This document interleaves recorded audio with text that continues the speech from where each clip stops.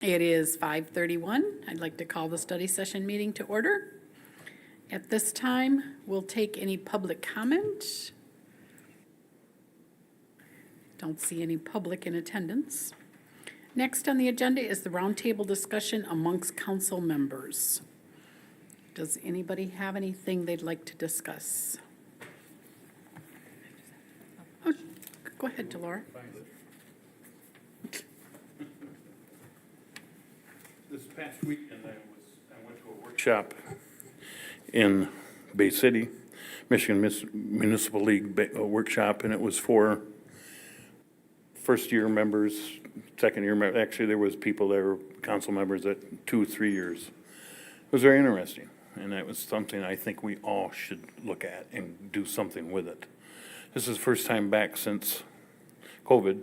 They did everything by Zoom or whatever, but it was very interesting. They went through financing, leadership, some of the points, and one of the nice things was we were able to talk with each other at the breaks.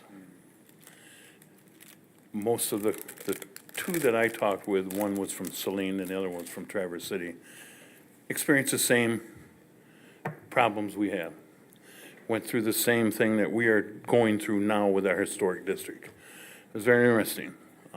As I was telling Delora earlier, they both pulled up their bootstraps, changed their ordinances, didn't get rid of it, knew that that was an asset that they needed for their community to keep their community the same, and just changed the ordinances and made those that were more in tune with today's society and not getting rid of it.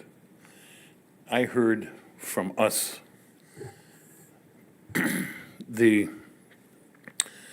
our historical committee or whatever it is. I heard one of our council members saying, well, it's old, it's 30 years old. Well, our charter's older than that. We don't throw that away. We amend it. And that's what we should do to the historical commission. Amend it and get it to the way that it should be, not get rid of it. That's all I got to say. But that meeting was very, very good. I highly recommend that to all of us. Thank you, Bill. Thank you. I was just going to piggyback off Bill and say I've been to the MML, the conferences, a couple times, and I found them extremely beneficial. Being able to, especially like Bill said, hear from other communities that are going through some of the same things we are, so you know it's not just an isolated issue. It kind of makes you feel validated in some ways. So I highly recommend that too. Like if you guys can attend those MML conferences, it's really, really good information that they share. So. Okay. One of the conferences on Zoom, which I'm sure was not nearly as good as. Your mic on? I have my microphone on, thank you, city manager. I'll sit closer. I went to one of these Zoom meetings. I'm sure it would be better in person to be able to be with other council folks from around the state. Yeah, that's one reason I'm really looking forward to our visit, like the Fremont visit, is to how they're. Well, So I will be the bearer of bad news now instead of at the end of the meeting. Our mayor is having a major surgery this summer. And the mayor of Fremont, who is the person that organizes this for their town, has asked that we come in 2024, not 2023. We were waiting for the bad news at the end. The bad news is now, so I apologize. If you'd like, I can reach out to other communities. That's an easy thing to do. Or we can wait to 2024. We already agreed to go to do it in 2024 with them. I mentioned downtown Allegan would be a lot nicer visit in 2024 than 2023 yeah, anyways. and that was true. Yeah, that was good. Well, geez. So you'll have to look Ooh, deflated. You'll have to look forward to that closer to the end. Yeah. Parting shots. The only other thing that I had tonight was just to check in on the water leak situation, if we've had any updates with that. Sure. Staff's working on a report for council right now. I can share with you that the investigation is over with. They found 2 minor leaks. Leaky valve at a fire hydrant, or a leaky seal at a fire hydrant, and a leaky water service off James Street. Nowhere near the issue. Doug is working, so the good news with this is, we have a pretty good system. That's the good news I'm going to deliver. If council wants to accept that as good news, that is the council's prerogative. We have a good system. The bad news is our calculations coming out of the water plant compared to the billing that we do is still off about 5 million gallons. Historically, and by historically I mean within the past 10 years, we've always had some off months, but this has been a consistent off month-to-month calculation. So when I mentioned earlier, staff's working on a report, it's because I've instructed and worked with Doug Swearis in the Water Utilities Department that, you know, we get all of our data together as we present this. If you go in my office right now, you'll see some kind of diagram that shows all the different flow meters at the water treatment plant and how, you know, 1 + 2 = 4 and -7, et cetera, yeah, that we count coming into the system from our wells. That goes out through the iron filter and the reverse osmosis and it gets kicked back to a tank, et cetera. We're working on those numbers, getting those lined up. We are going to open up our billing system, make sure there's not an issue into our billing system. And by, there won't be an overbill, this would be an underbill kind of issue since we're losing 5 million a month. And then the other thing is fire suppression systems are not monitored. So is there a likelihood that someone accidentally connected to a fire suppression pipe in a building when doing some plumbing work and not into a, you know, main system coming in? So this is all stuff that Doug and his staff are putting together in a report and next steps that we have to do. Obviously, we can't just throw our hands up and say, oh, well, we tested. Doing a leak system analysis is by far the easiest, even though it does cost $10,000, it is the easiest one that you would do. So it's like the first check box you would check as you work down that process. And now we're going to be moving on to those next steps. So that is the update. So for checking for a cross connection to fire suppression, are we going to look at our billing data before the 5 million and see if any accounts took Yep. a large drop? That's exactly what I'm going to open up. That's part of the stuff we'll be looking at. That anybody, is losing, All of a sudden, they went from a fairly large user down to a fairly small low user, correct. But I Yep. thought we were doing that on a monthly basis So we're- anyway. So we're looking at high users right now on a monthly basis, and we haven't seen anything that, might have done that. But it could have been a new line that went on somewhere. I mean, 5 million is going to be a manufacturing, company.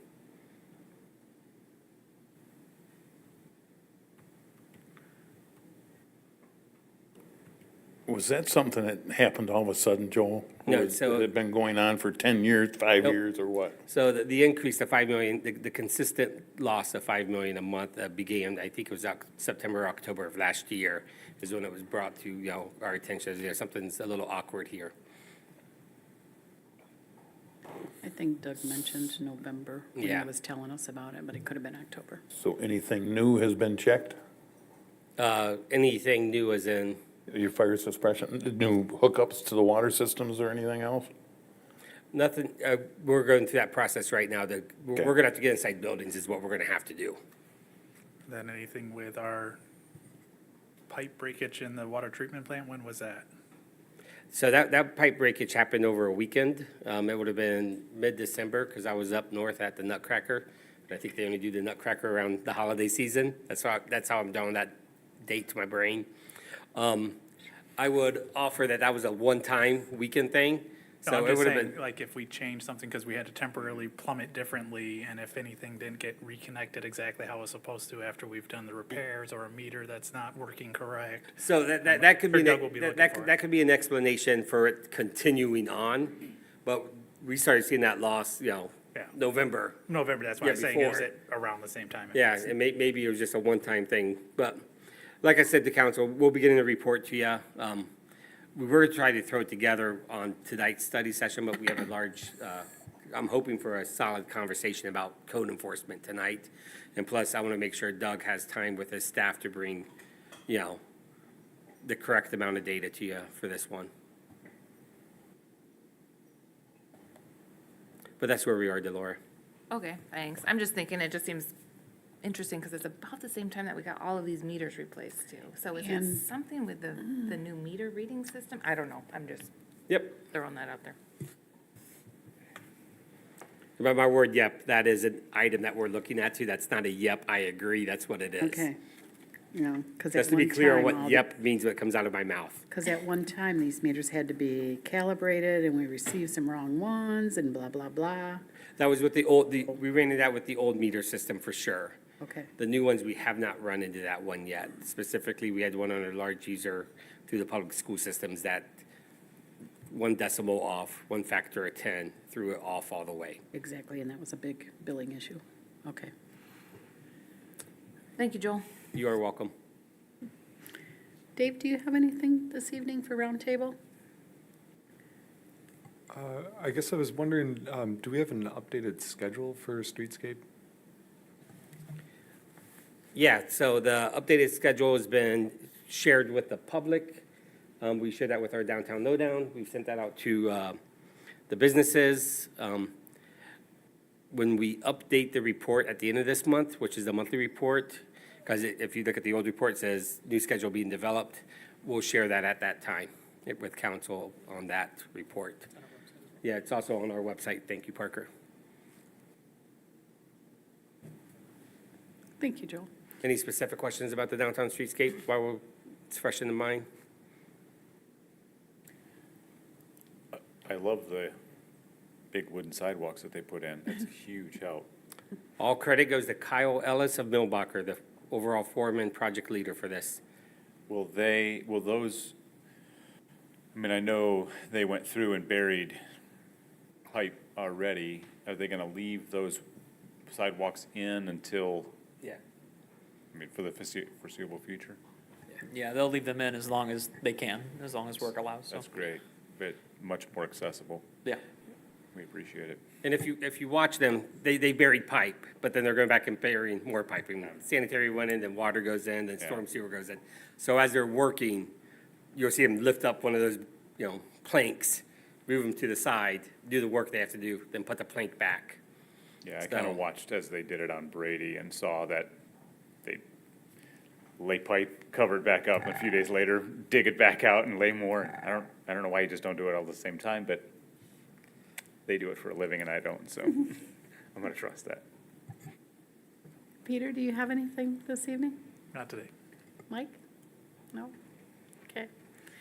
The only thing I'd like to ask is, in reading the water report, it appears we're only doing like 1 lead service a day or like 3 a month, or 3 a week, I'm sorry.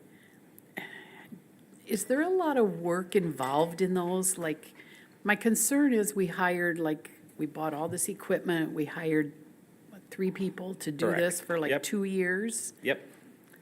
Through the end of Doesn't seem like we're 2024. making a whole lot of headway, Yeah. So, but I don't know what's involved either. sure, yeah.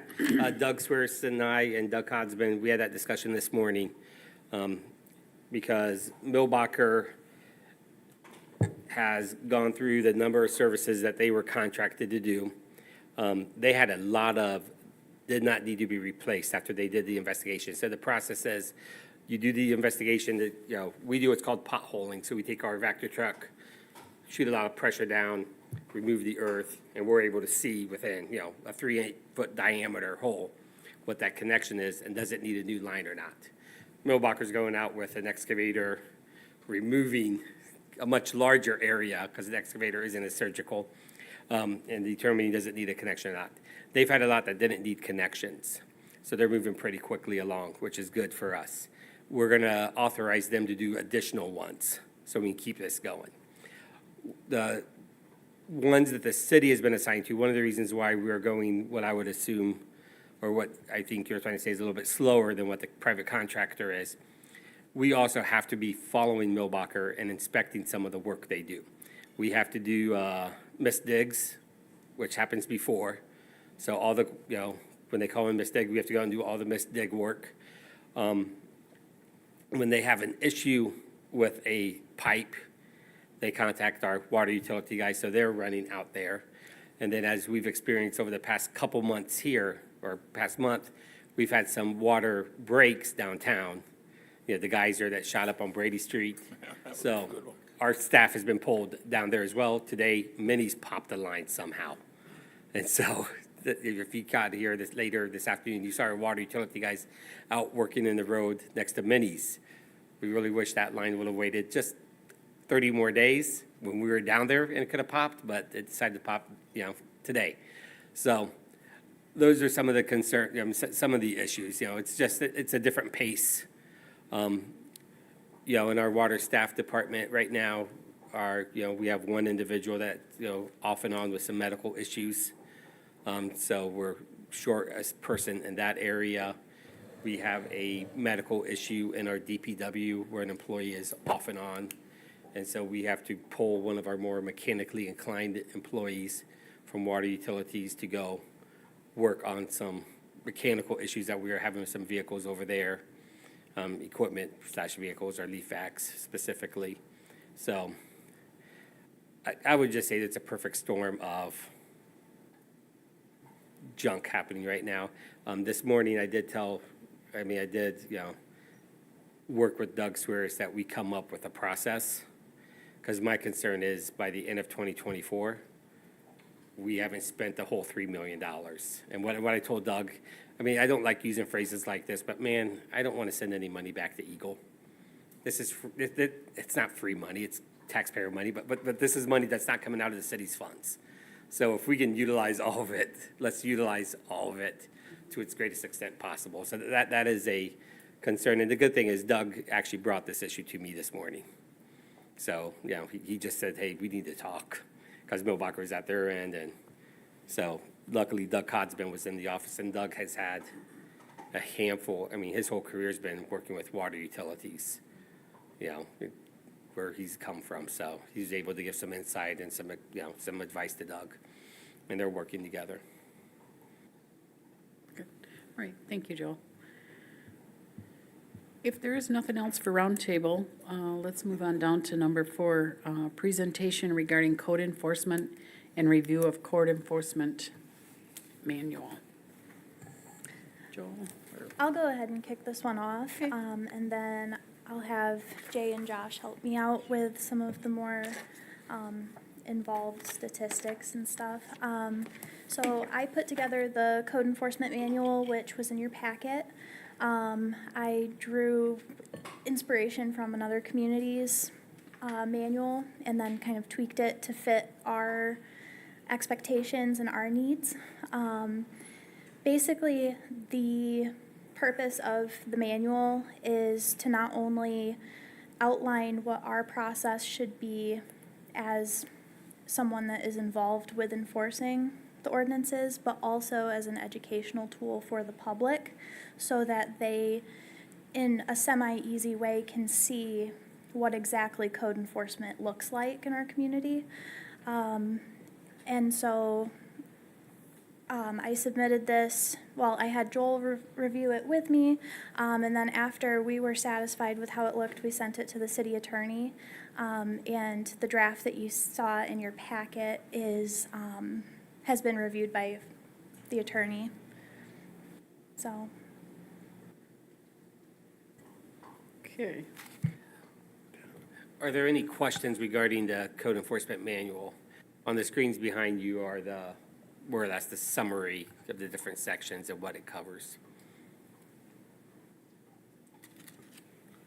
On page 6, under the official violation notice, I noticed this paragraph started off with, in most cases, code enforcement administrator or designated will give the responsible party an official written violation. Why is it not just always, if our code requires notice, we should always give notice, whether it's via mail or if we can't, it should be in person if possible, but via mail if we can't get in person. So once in a blue moon, there is what I'm going to call a code violation, You okay? where we just say, we're gonna take care of it. So if it's a recliner on the curb and it's a Friday afternoon, we're gonna grab that recliner, throw it in the back of the truck and take care of it. Several years ago, so this would have been 2018 is when the, Brian McFadden was a sergeant and Rick Hoyer was our chief at the time. There was a foreclosure, no, an eviction that happened where the court approved the eviction, and so the landlord gutted the house.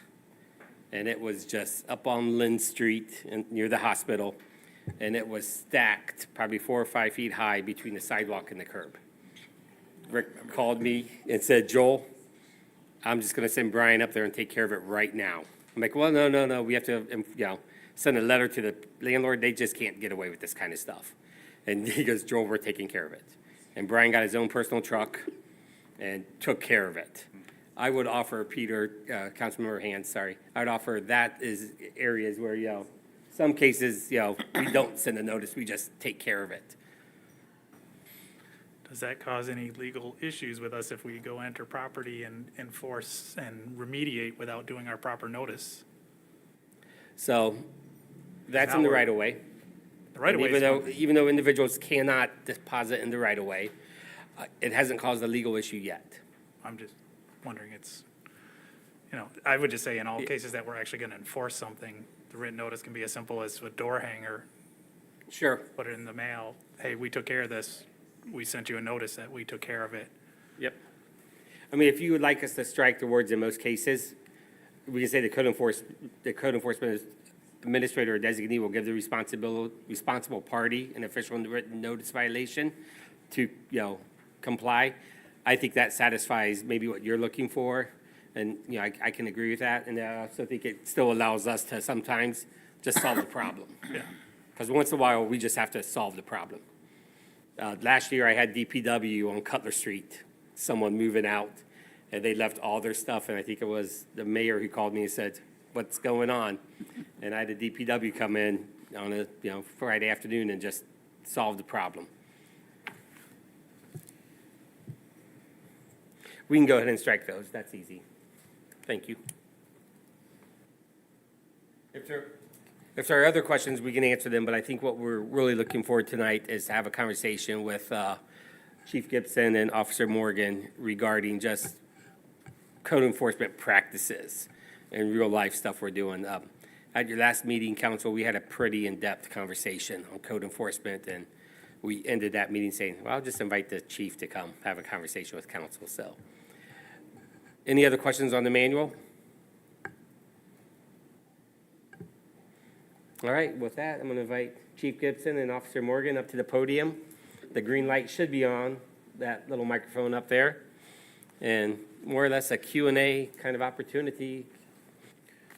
Fluid is what I'm looking for, hopefully. Hey, Peter, real quick in regards to some of the notices in writing as well. Sometimes we'll do personal notices when we're doing it in person, and then we document that in the See-Click-Fix app as well. Okay. So that way it's a personal notice. That's fine, as well. but it was just, in most cases. In most kinda- cases, wording. Gotcha. So I watched a little bit of the meeting, so I'll just go into some of the questions that I saw that jumped up. There's some questions about why we don't cite all the time, and I feel it's a double dip if we're gonna do the abatement, because they're gonna get charged, potentially thousands of dollars on their taxes. So they're already getting quote-unquote fine. There's one, so let me give you an example of ones that I will write a ticket for. We do tickets for front yard parking quite a lot. There's residents in town that is using a rollback. Yep, I'll get her other stuff. Delora was not feeling well. Oh, okay. You want to continue on? Yes. Okay. So, where was it? Oh, there's a residents using a rollback or a dumpster for their garbage service. I've given them the door hanger, hey, you need to have garbage service. And they are not, they haven't complied yet, so that notice was coming up soon. That's somebody that will get a citation because it's not an abatement, You know, they're just not following the ordinances. These are 28, 27, 16, 3 separate days where I handed out long grass notices. So that's what, 71, in just 3 days. So on the 28, I only had 27, I had 4 not comply, 2 of which were empty. On the 28, I had 6 not comply. And 4 of those are empty. And then today, I went around and handed out 16. So compliance is pretty high. I think they had to cut 3 from the first go-around.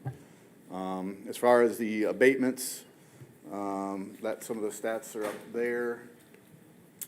There's a lot of stuff that, and Josh will get after me sometimes because if I see an inoperable vehicle, sometimes I'll just stop with a door hanger, and I get about 50% compliance on that, and it's gone without having to do the extra things. But he says, you know, we need to show, you know, the before and after pictures, and I get that. So I've been doing that more. The 10 days, as I've said to council before, I'm not hard and fast on that unless you're just stonewalling me whatsoever. You're not, you know, if there's no improvement, no communication, then I'll stick closer to that.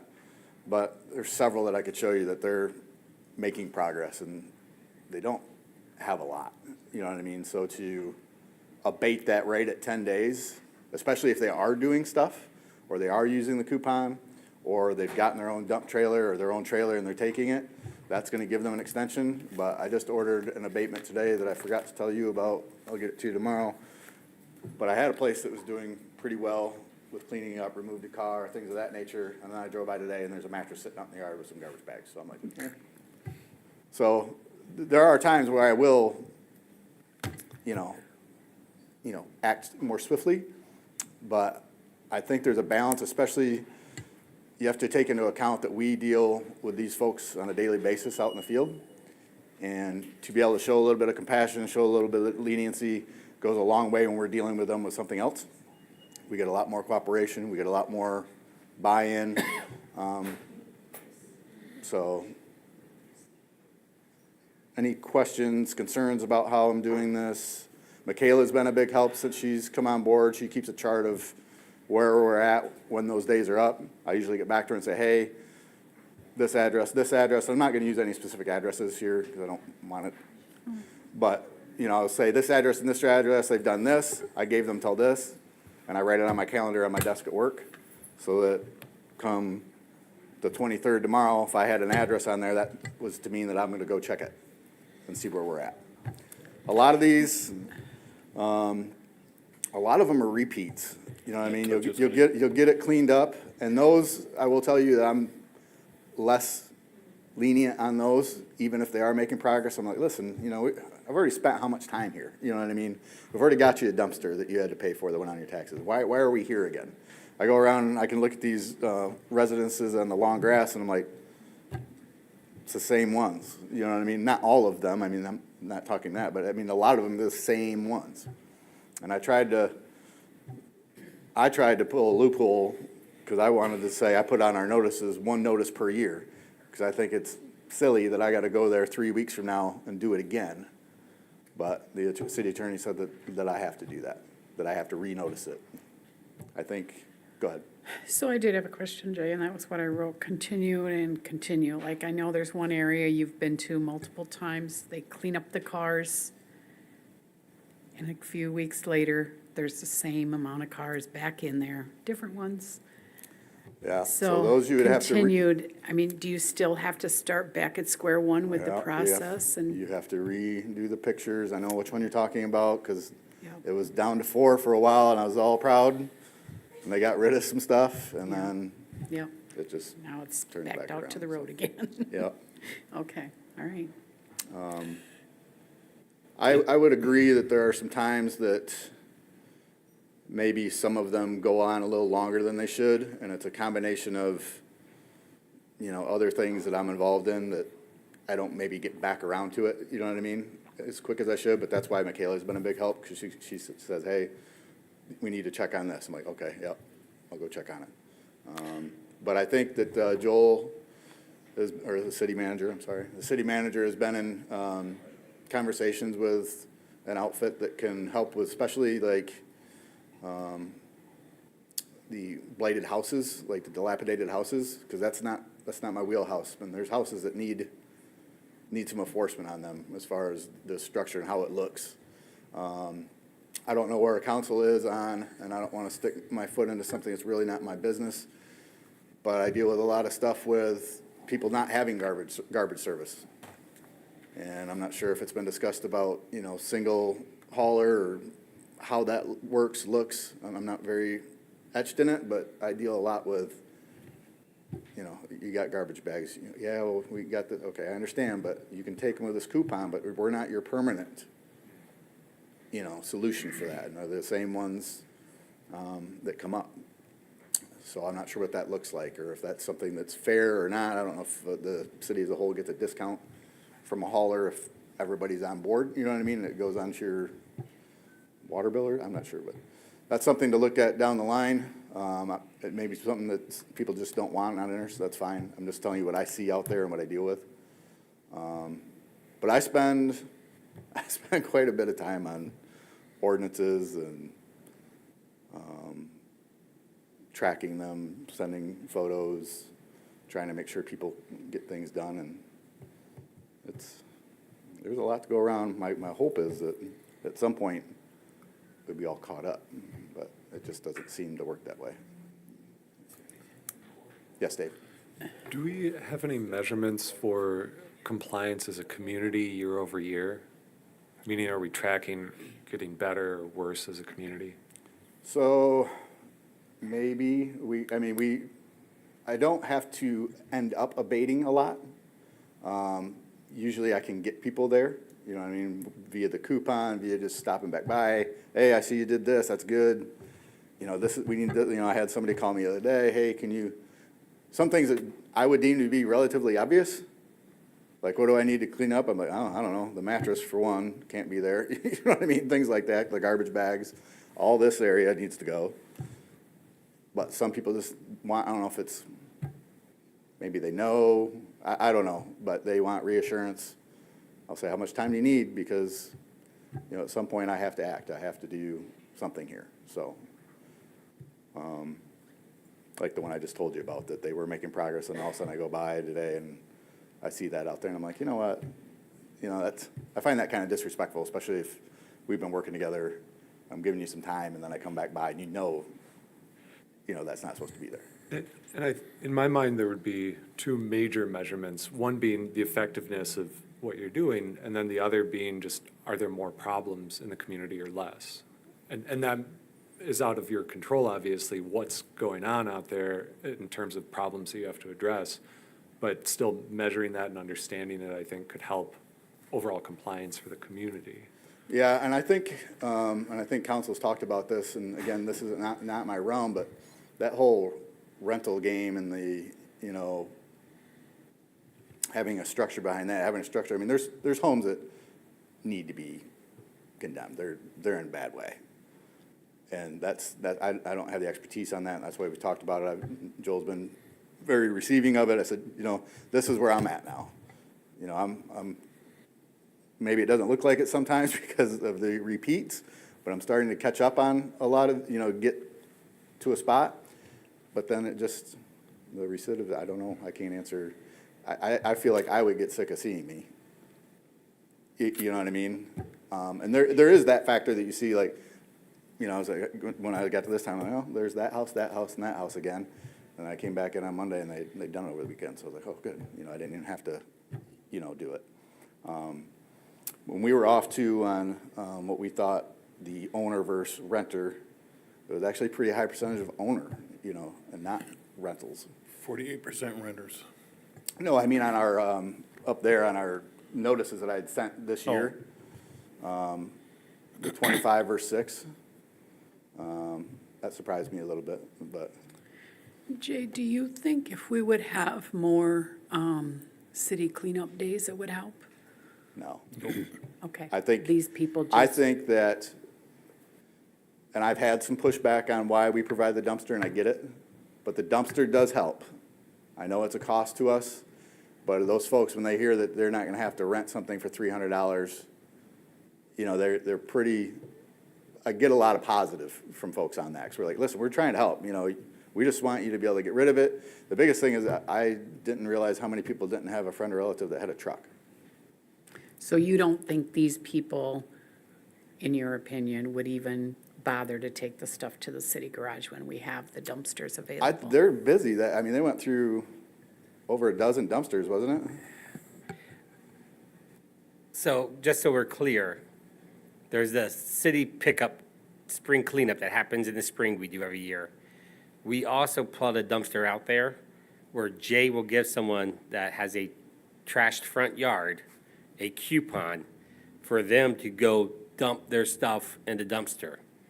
And so when Jay says, he says, you know, get your friend, get a relative that has a truck, contact your local church. We have 7 abatements so far this fiscal year, and we are just now getting the spring, summer weather. And we've already had to abate 4, and we have 3 scheduled. And that is going to be a cost that is incurred by the city taxpayers, you know, for those that just, you know, aren't able to clean up. And the pushback is really, you know, I push back against that when Jay says, this is what we're going to do. I'm like, seriously? And, you know, it's working. You know, The DPW tells me It's full. used often, and we'll go there. I've gone 2 or 3 times, because we have a remote for the gate, because, you know, it says 8 to 4 when they're there, even though I think they've changed their hours now maybe a little bit, but yeah. somebody will call and be like, hey, I only can do it. I'm like, all right, well, get a hold of me and I'll go pop the gate for you. Just get rid of it. You know, I had somebody the other day, and I get frustrated a little bit, because I had somebody the other day, I let them in, and I go back by the next day and they still had a mattress sitting out back behind. I'm like, dude, you know, we were there. You know, you were so close. What Yeah. about, like with Eastern Avenue, I saw 832 and a half snowmobiles in their yard. Yep, so he's in the process. Those are mass things that need to be taken care of. One dumpster is not gonna take care of No, that. that's not a dumpster thing. He was noticed.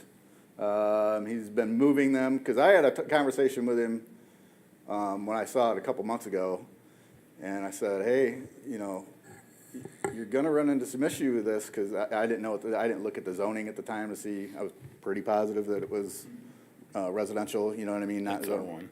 R1. And I told him, I said, you really need to get yourself a fence. And so he and I have had that conversation now after he's gotten his notice. So I expect that you will see some improvement there. I didn't go by there today to see how many he'd moved or not, but. So just real quick, you know, Jay shared that with me, and, you know, and I think that's a conversation for council to have. If it's out of sight, is it out of mind? You know, if it's behind a fence, which is a way, you know, the way we approach some of this stuff. You know, if you can get inside your garage and shut your garage door, you know, we're not going at it. So I do want council to kind of have that discussion. Like I mentioned earlier, when we started the study session, the reason I didn't put anything else on here except for code enforcement, because I wanted you to have this conversation with our chief here. So I would have to say on that, we do have areas where they're back in the woods, and you really can't see it from the road unless you drive down that private road. It's the only house back there. It's out of sight, but to me, it's not out of mind, because it's awful if you look at it. Yeah, I don't think From the fences other take care of houses. the problem either. And There is a place that has a fence from the roadside, but from the back, you can see through the woods all their stuff.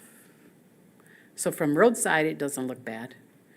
So I'm not sure that that's even a good practice, but.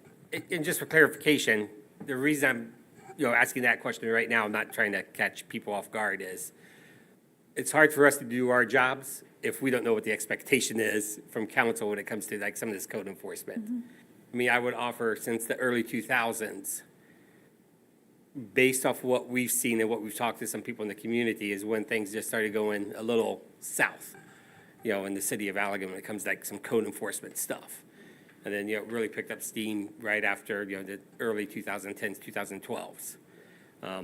We have that one property off Depot, or off, is it Low there? But right next to the storage units by the condos. That's Exactly, yeah, yes. way off the road, and Yep, I was gonna that one refrain was from- just renoticed, so. Okay, that guy's I was full-time gonna job rephrase is from code enforcement Andrew. officer for another community. that So, would be interesting. So it's a that was the frustrating one, job. and that was the one I was talking about. I mean, he could put up a fence, but he'd have to fence in his whole property. I mean, it's not even stuff on his property. It didn't used to be. I haven't been by Yeah, there when it was lately, on but, yeah. So, I don't know that a fence is a good thing, but it certainly makes it look better from the roadside as a start, but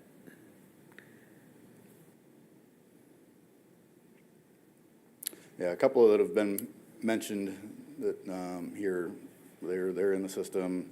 Pre-photos taken by me, sent to Michaela. That one in particular is 10 days up. That one's gonna be pricey though.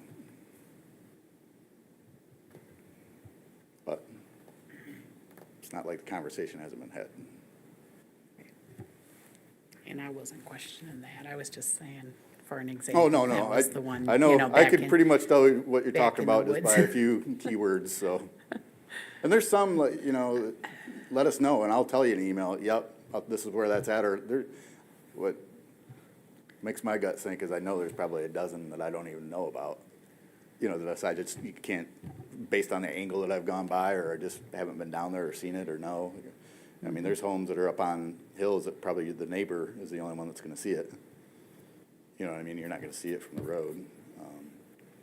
Ran into one of those the other day when I was handing out a grass notice because I had to go up the driveway because I couldn't, there was no mailbox down there, so. Does anybody else have anything for Jay or any direction they'd like to see? Do you know if the city's ever done anything with like a board or something for community enforcement? Not Like to a my knowledge, group no. that would look at this? I mean, I've got things that I'd love to have, like some volunteer work done on. I've used the debt screw a couple times, but I've really got to show, it's through the sheriff's department.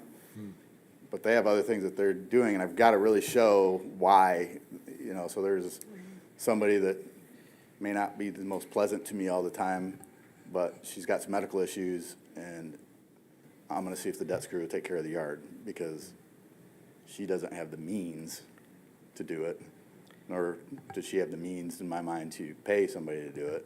You know what I mean? So I try to get creative with that as well, but, and I've worked on free dumpsters before, but you can't go to that well all the time, or I can't, you know what I mean? I can ask a favor here and there, you know what I mean? But it's gotta be for, in my opinion, exceptional reasons as to why I really do believe she's not cutting the grass. You know what I mean? It's, Well, one of the reasons I ask is recognizing how complex this problem is and also how subjective it can be. And when we're talking about expectations, I would think our expectations on some level need to be aligned with the community, and getting community input on what's acceptable, not acceptable, could be valuable. And then also coming back to how are we measuring this? I'm hearing that at some point in the past, there was a notable decline in either enforcement or compliance or something. Having a sense of, are we getting better? Is that getting worse? What's effective? What's not effective? Again, recognizing how complex this is, it just occurred to me maybe there's a place for a more concerted effort or some sort of group that can discuss and monitor this and come back with some kind of approach. yeah, I would say that this is the busier time of year for this type of stuff, right? I mean, the snow's gone, you can see more stuff. I would ask that you give us a little bit more time before we go down a rabbit hole like that, or you can, that's not my call. But I feel like there should be some notable visual effects coming up on some of these spots. I mean, but it's gonna be a cost. A couple of the ones that have been brought up are not a couple dumpster day. It's frustrating, Jay, especially the ones that you keep going back and back and back to. You and I have talked on the ones in my neighborhood. They're at it again. That's what, 4 times? Yep, I don't get it. But I mean. So the But dumpster if thing doesn't they- work for them. And if they continue to do it and they know all they're gonna do is get a visit from Jay or from someone, sorry, the code enforcement, we're not making any I mean, it gets cleaned up, like I said, but we're not making any headway as far as, I don't know how you. I know how you legally, move free and will, that's, you know, I I can't, know. that person I- that he's referring to, I mean, if I was, that one's a rental, if I was a landlord and I had 4 separate abatements on my taxes, I feel like I might have cause for Eviction. but that's not my, you know what I mean, that's not my purview, I don't have any say in that.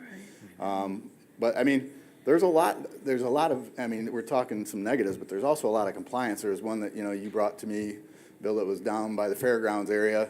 There's a couple vehicles, I had those gone within 10 days. You know what I mean? It's, we do have a lot of successes. It's just, it gets frustrating when you have to keep going back, but I mean, I don't know how to change that. Yeah. So, and I think, because as we've talked through this, I mean, we have different sides, but we all want the city to look good, and we have to find that balance between being gracious because we're a small town and we want to help people, and getting people to actually take care of their place. So it's just trying to figure out what that looks like, and the chronic ones, I think, is the big struggle. Like, what do we do with that? And I appreciate that I appreciate your approach, that you want to help people do the right thing rather than just find them, but. Within reason, I mean, if you. Right. If you stonewall me and you know, just ignore it, then. We have to deal with it. And I guess that's really, I think we're trying to help figure out what that looks like, because we kind of had the discussion as we're looking at the ordinances. We've got fines on the books, but we generally just go to abatement, so we never actually use the fines that we're adjusting the amounts of. So when do we fine people rather than do abatements? Well, I mean, and there's some times, you know, I brought it up a little bit earlier, there's some times where that's gonna be, it's not really an abatement issue, it's a citation issue. I feel like one thing to consider on, let's say we're talking about one of these abatements. Could you write the ticket too? And I could say yes, but I feel like it's kind of like a double dip. So we're gonna get them for the abatement, but then we're also gonna have to pay the city attorney to go to court for the ticket. Yeah. You know, paying the attorney is gonna be more than whatever that fine is for that individual. I mean, and some of those numbers we've had for the abatements are, like, I saw them and I'm like, ouch. But it wasn't without notice, it wasn't without, Right. you know, undue, like, this is going to come, you know what I Right. mean? And I'll even leave a card in the mailbox and say, come Wednesday, I'm towing that car, just in case you forgot. I don't say it like that, but, you know, come Wednesday, it's gonna get towed. And we had one the other day where they decided to put their car in a plastic bubble and called it a structure and said that it couldn't be towed. And I'm like, well, I can see it. You know, Yeah. so, Jay, do you mind if I speak to? yep.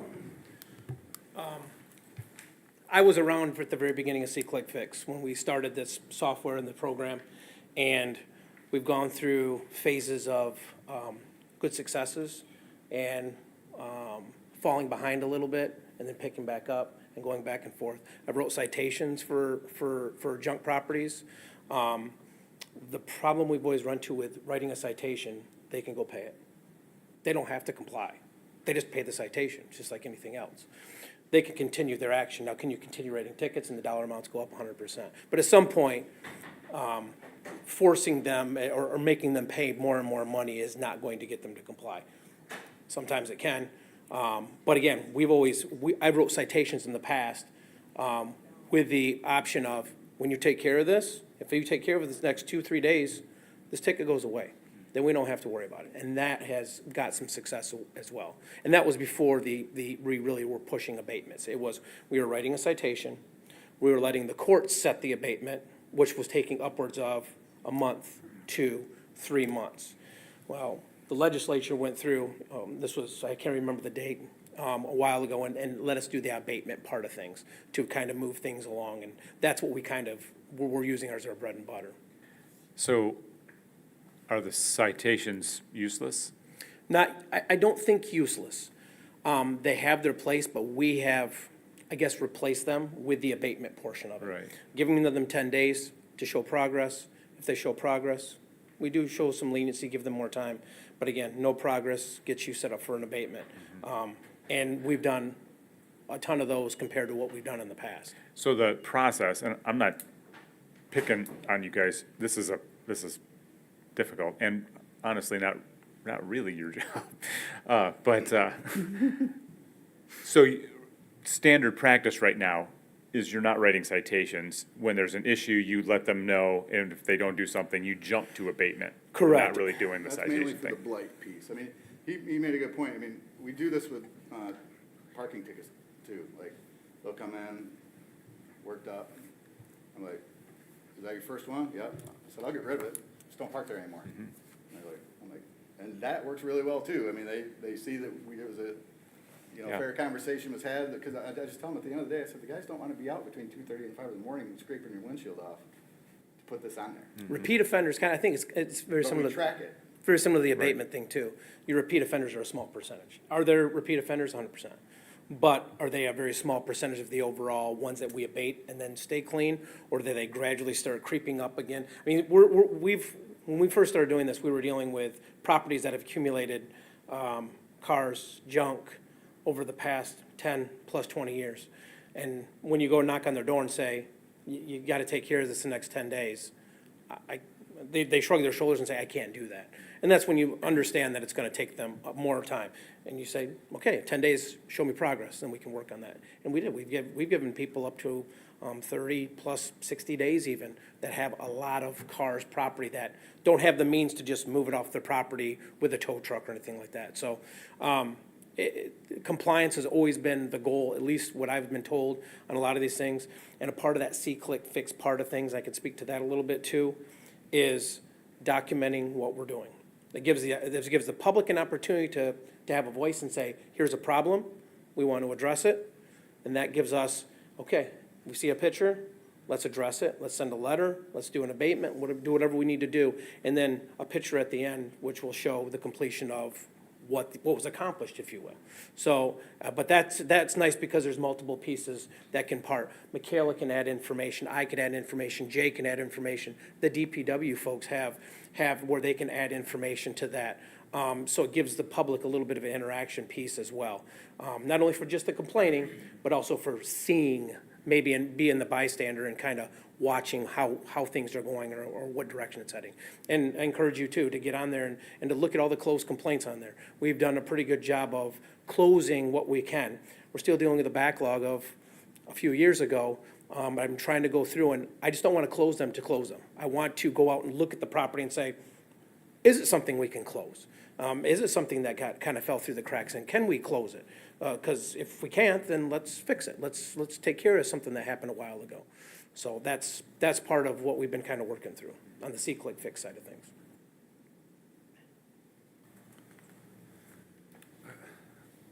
I'm still looking for a sense of, are we succeeding or not? And it's very possible that what we're doing right now is already moving us in the right direction. And if that's the case, I don't really have any input for you. If what you're doing is working today, I'm just not sure how we would measure that. I imagine there are different people with different opinions on it. So for me, I think the most helpful thing for me to know if I need to offer any help or not in this is to know, how do we know if we're succeeding or not, and then are we succeeding? And that's where that see-click-fix portion of it, I know I keep hitting on it, but it's a great piece of software because we can show you. Michaela has become like an integral piece of this because on the documentation side of things, sending certified letters, doing work orders up to set up abatements, which Jay primarily sets up abatements with the contractor for that. So being able to see those things on the screen rather than us just telling you, hey, we wrote this guy a ticket, or we cleaned up this property. Right, You can go in action the is software- different than progress. You can go in the software Yeah. and say, oh, this is fixed. They either fixed it themselves or we abated the property. And there's work orders that go along with that as well. Like I said, that Michaela's been really integral of, number one, setting up the procedures, but also becoming a part of the process and really a big part of the process, if you ask me, so. Yes, to answer, the short answer is, I personally believe, and I think if you speak with Michaela and maybe Jay, our abatements are up. We're moving in a positive direction.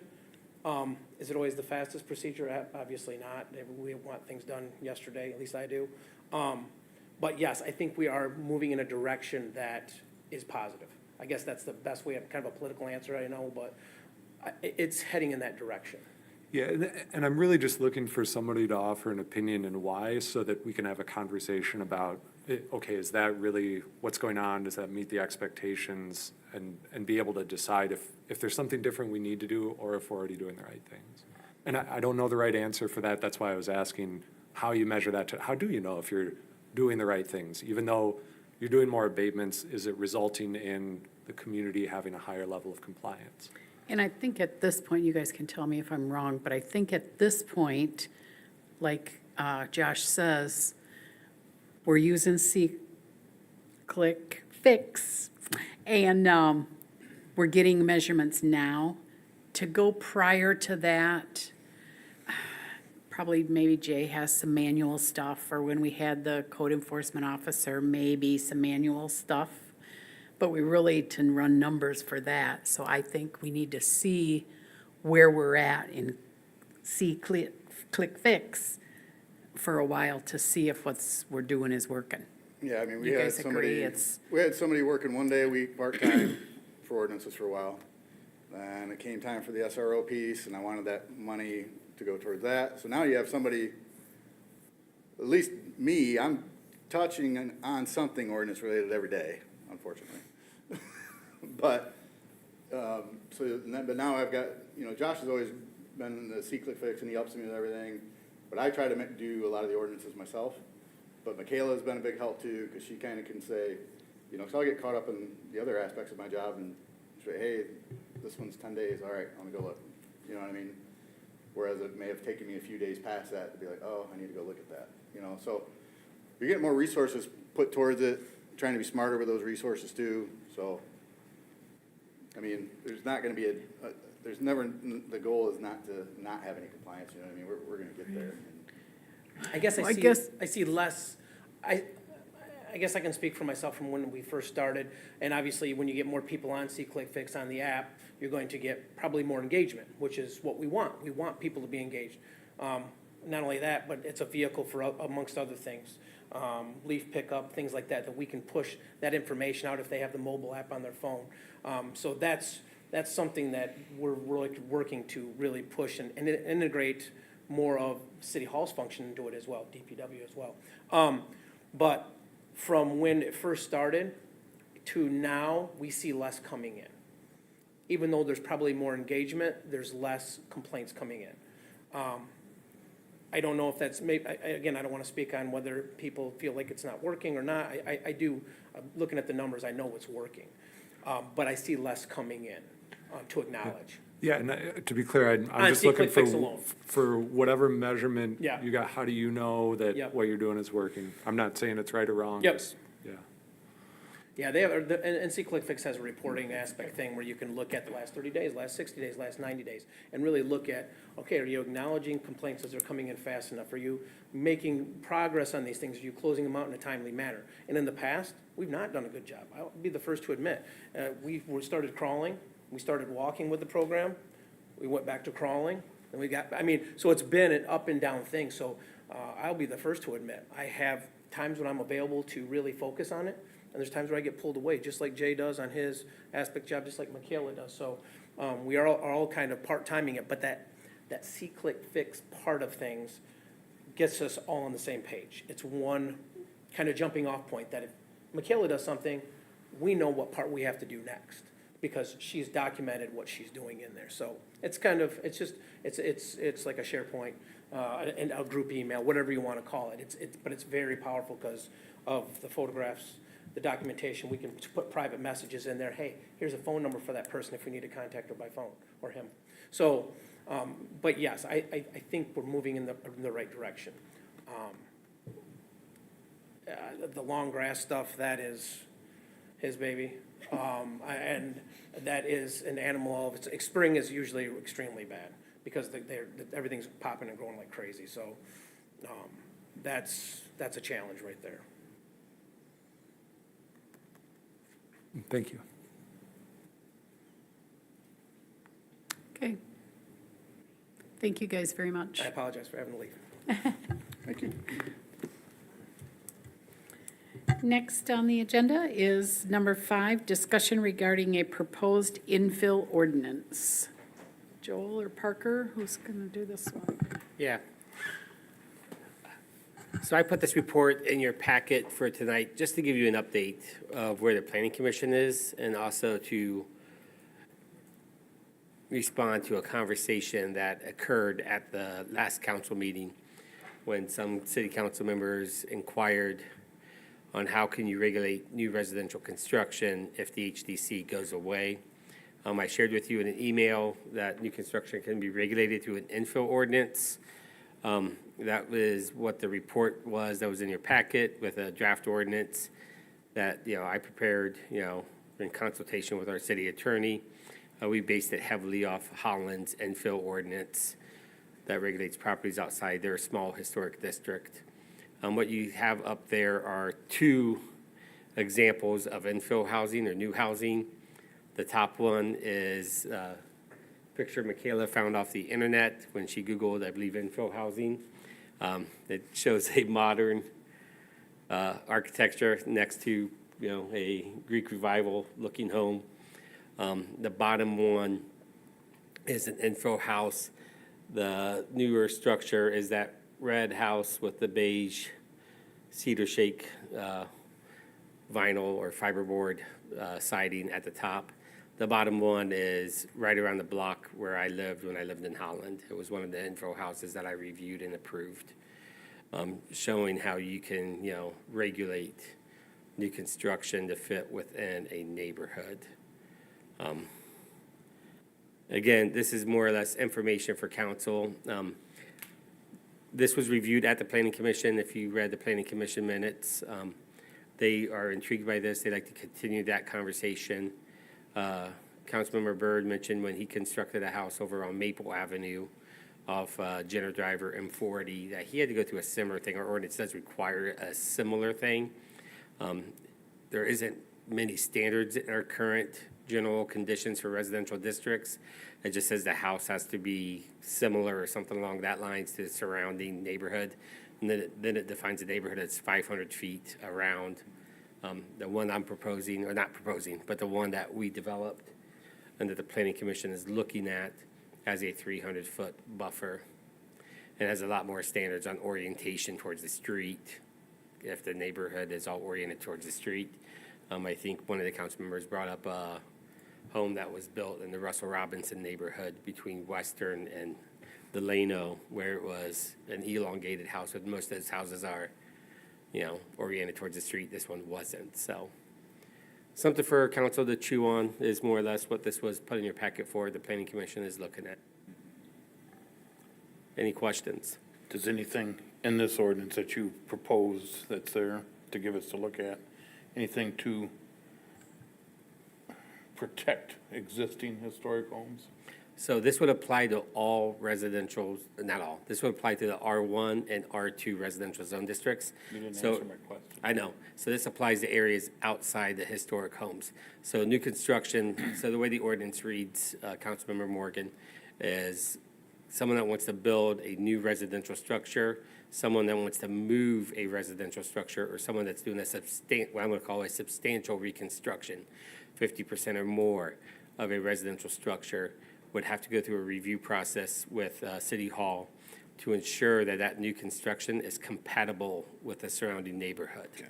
So this is something that could work with the historical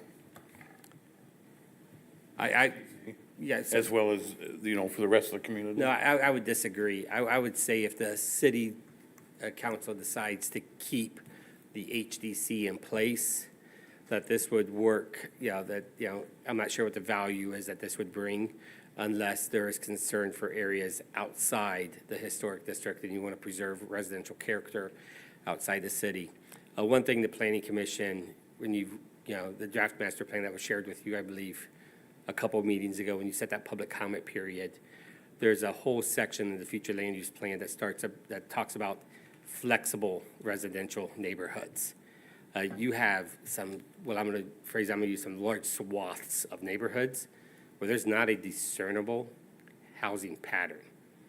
Where, Cutler Street, it's very clear those homes are built post-Civil War, pre-World War II. All the homes are typically 20 to 25 feet setback from the right-of-way. There's this rhythm of the placement of the homes. Other neighborhoods, it is very fluid in the placement of those homes when those neighborhoods were developed. Some houses are, 200 feet off the right-of-way, while others are 20 feet off the right-of-way. And, you get some really, bohemian kind of, neighborhood development that happens, some exciting stuff that could happen there. So trying to find a discernible housing development pattern in those neighborhoods, I would say would be somewhat difficult. I think that was something that Roger ran into on Maple Avenue. I don't know if there's two homes that look alike on Maple Avenue. They're all homes, they're all our residents, they're all our citizens, they're all our neighbors, but there's not two homes that are similar on Maple Avenue. You get down to the fairground, what I call the county fairground neighborhood. That's another area where you really don't have that discernible repetitive pattern unless you're on Park going towards the fairground main entrance. And you have a little bit of repetitive pattern on one side, but not on the other side. So this does not protect our historic homes. no, if I say. So that's an asset that would go down the tubes. No, I would disagree with you 100% on that. You would? If you have this ordinance in place and, we have a corner lot right now, we have a vacant home at Walnut and Cutler Street. It suffered severe water damage. I know what you're talking I just about. mowed the grass this past Saturday because no one's been mowing the grass because the gentleman passed away and the family's not around to mow the grass. We have been approached by a neighbor, by we, I mean the city, through the HDC, has been approached by a neighbor who wants to purchase the home from the bank, demo it, and put in a yard. They own both properties on both sides of that corner lot. Let's say that doesn't happen, but someone else buys it, and you have this ordinance that goes in, you would have to go through, through City Hall, it would be a two-story home that you would have to construct because the common development pattern along Cutler Street and along Walnut Street is a two-story home. Now, if the developer or the homeowner says, I don't want to do a two-story home, I want to do a single-story small home, you can appeal that to the Planning Commission. You can appeal the Planning Commission's decision to the ZBA, and then all appeals in the state of Michigan ultimately end at Circuit Court. So I would say this ordinance could very much protect the historical character, the historical massing, and the historical placement of the homes. But it does not protect the homes. That's what I'm saying. What's to keep me from destroying that? Excuse me. Yeah. So if you're talking about existing homes, so this does not regulate existing homes. It all depends on one's definition of destroy is. I talked to some historic preservationists, and they say vinyl windows is destroying the historical value of a home. Vinyl siding is destroying the historical value of that home. Other preservationists, we only care about massing, shape, and form.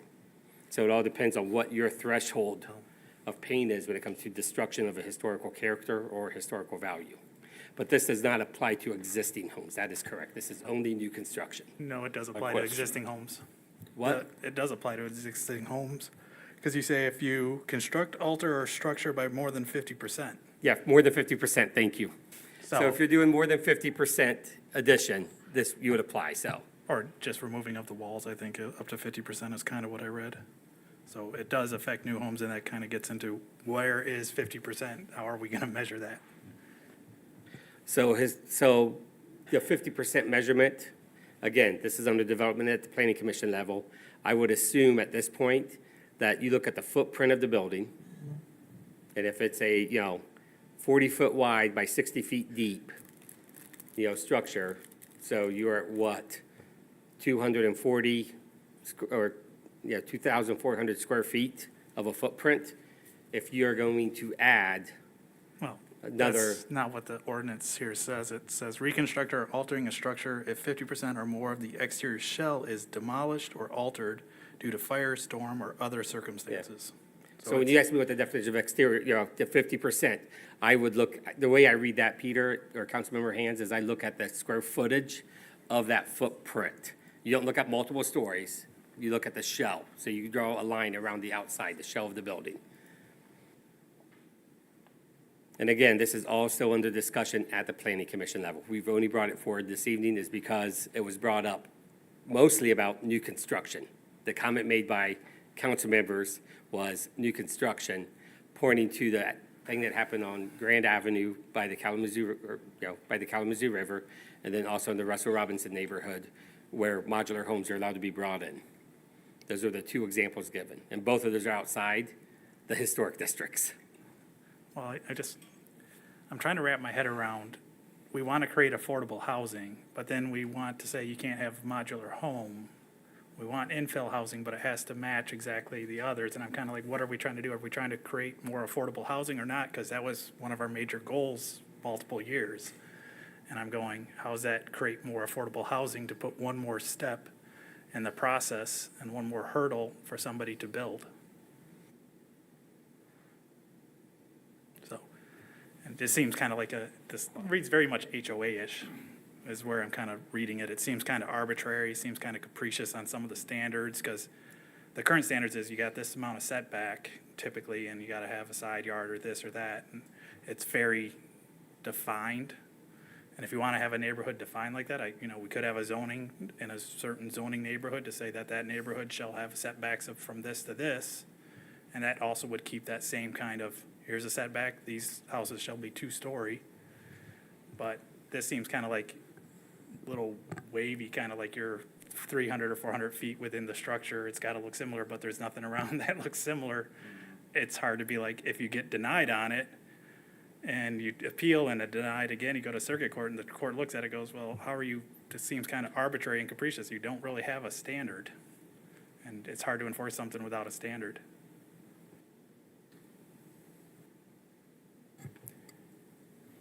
We'd certainly run into those issues. That's what we had on Maple Street, was that there was no discernible standard in that neighborhood. So we went to all the neighbors and showed them the plans and said, this is the house we want to build. What do you guys think? And they all said, this looks great. And so we brought that to the planning commission and said, all the neighbors are okay with it. So that kind of gave us the thumbs up. And I actually brought this up, Peter, what kind of to your point on the planning commission, that how does this affect us? Because I'm a big proponent of tiny houses and for allowing, mother-in-law houses or different things, and being creative in how we're letting people build houses, and does this negatively affect that? And so I think we're still kind of wrestling a little bit with it, but that we're trying to create some sort of standard so that we don't get using the house on Walnut and Cutler. We don't want, no offense, double wides. We don't want a double wide going in there. We want to have some sort of standard, and if somebody came in and wanted to make a good case of why that should be in there, I guess we would hear it, but. What they could afford. Yeah. Right, and so that's the conversation we're having at the planning commission level. And I think why we wanted council to have this conversation, because I think we have to make I think we need to think through it and talk through it.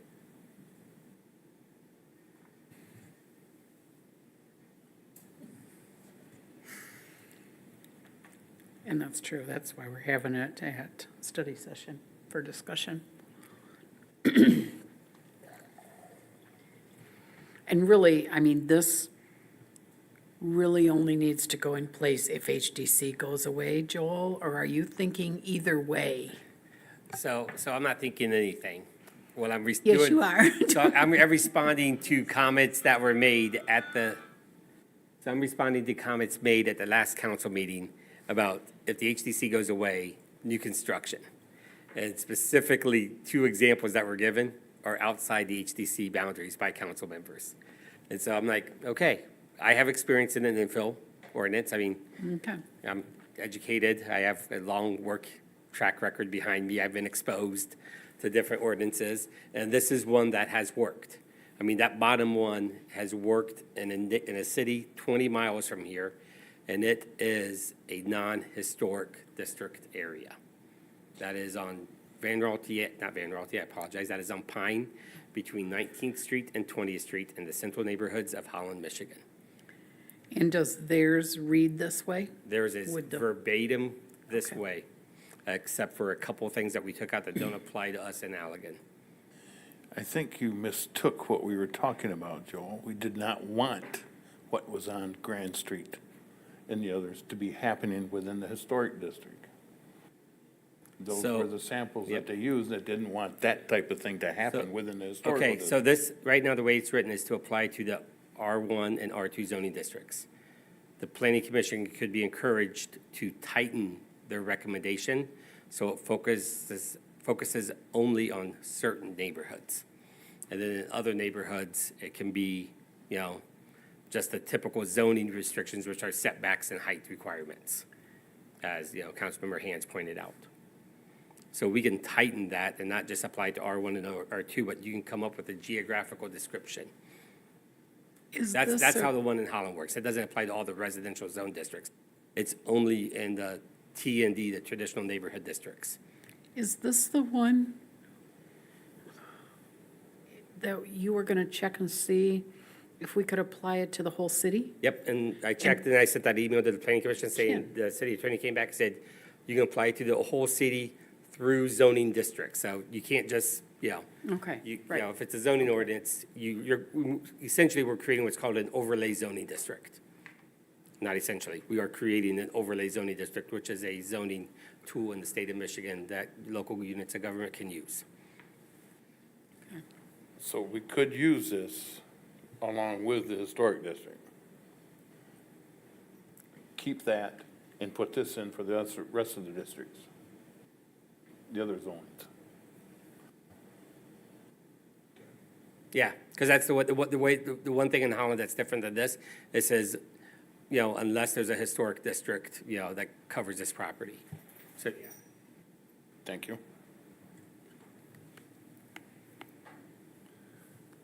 Any more questions?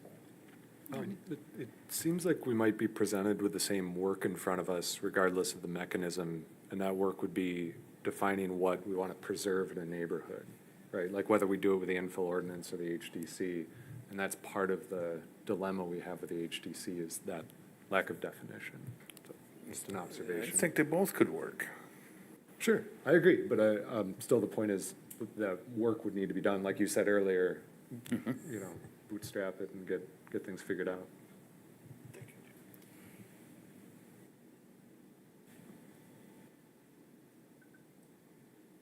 Okay.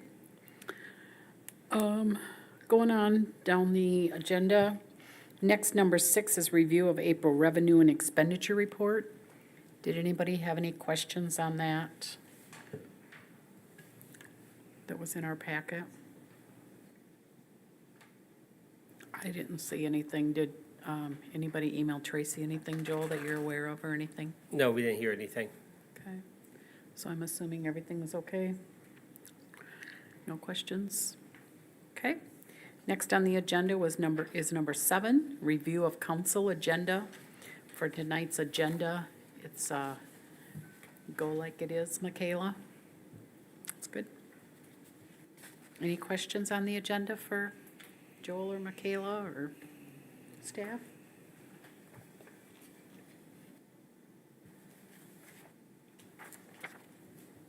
Okay, with nothing, staff, do you have anything else?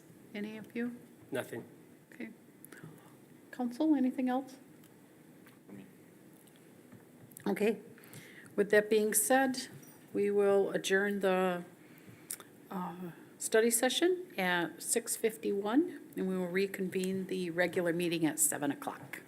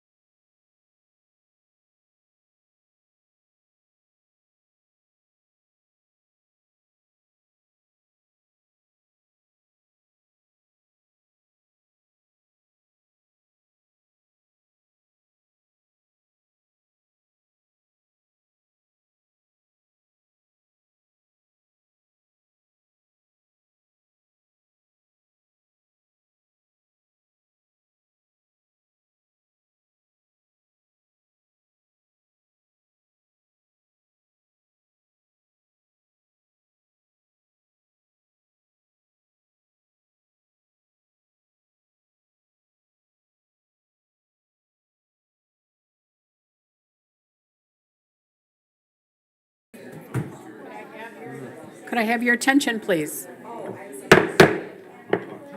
It's 7 o'clock. I would like to call our regular meeting to order, please.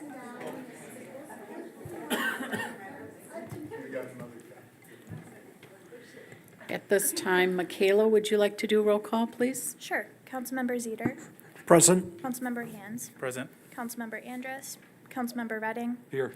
Councilmember Morgan, Present? Mayor Pro Tem Byrd, Here. and Mayor Galloway. Here. You have a quorum. Thank you. I'll motion to We need a mo- excuse. Support. Sorry. That was a motion to excuse Delora. Sorry to mean to jump on yours.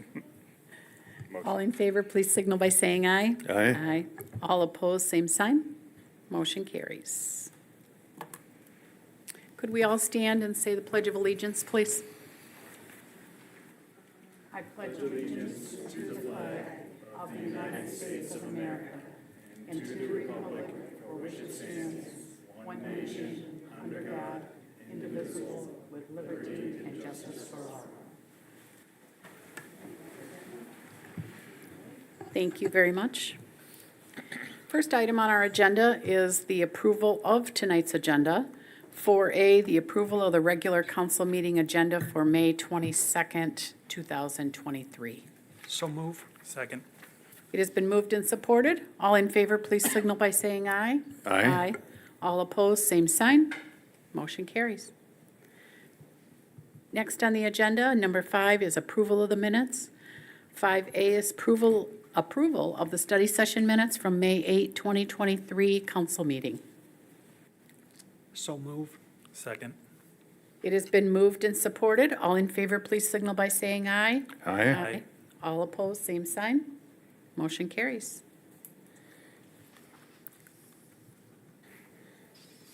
Next on the agenda is 5B, approval of the regular meeting minutes from May 8th, 2023 council meeting.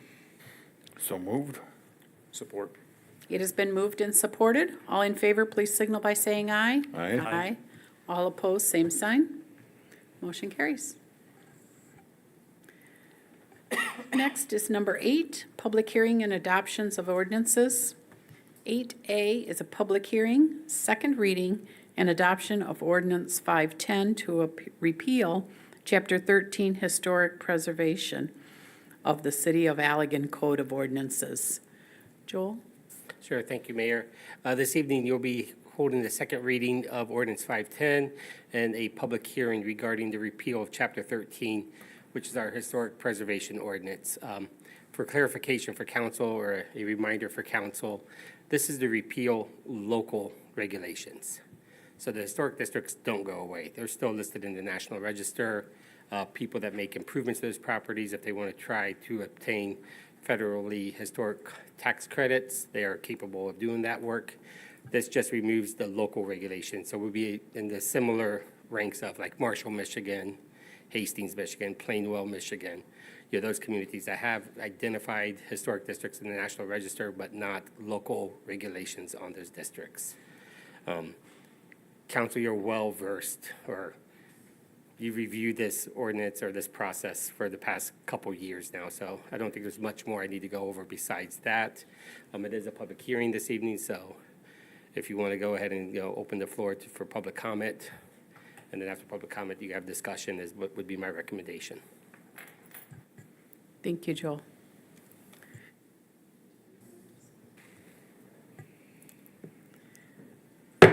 It is 7:04. I'm going to go ahead and open the floor for public comment. I would remind you or ask you to please step to the podium.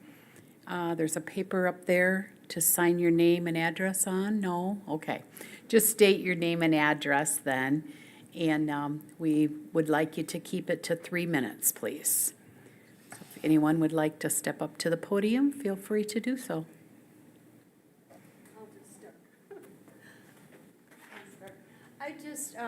Paula Mintek, 350 Kalamazoo Street. Our house is getting to be pretty historic just because it's getting pretty old. It was 1936, but it is not in one of the historic districts. It's very close to one on Marshall Street, but it's not in it. I'm here because I don't want you to end the local historic districts. I think it's a big mistake. I know it's been a problem. I know the commissions have had trouble.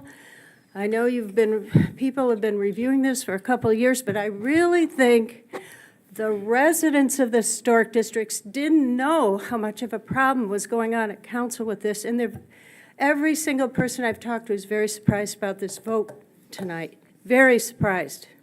And they're owners of historic houses. So I urge you to either postpone the vote or please listen to their concerns. You've heard, it's my understanding, you've heard from some people in these districts who don't have historic homes, who do find it onerous to meet the requirements, and I can sympathize with that.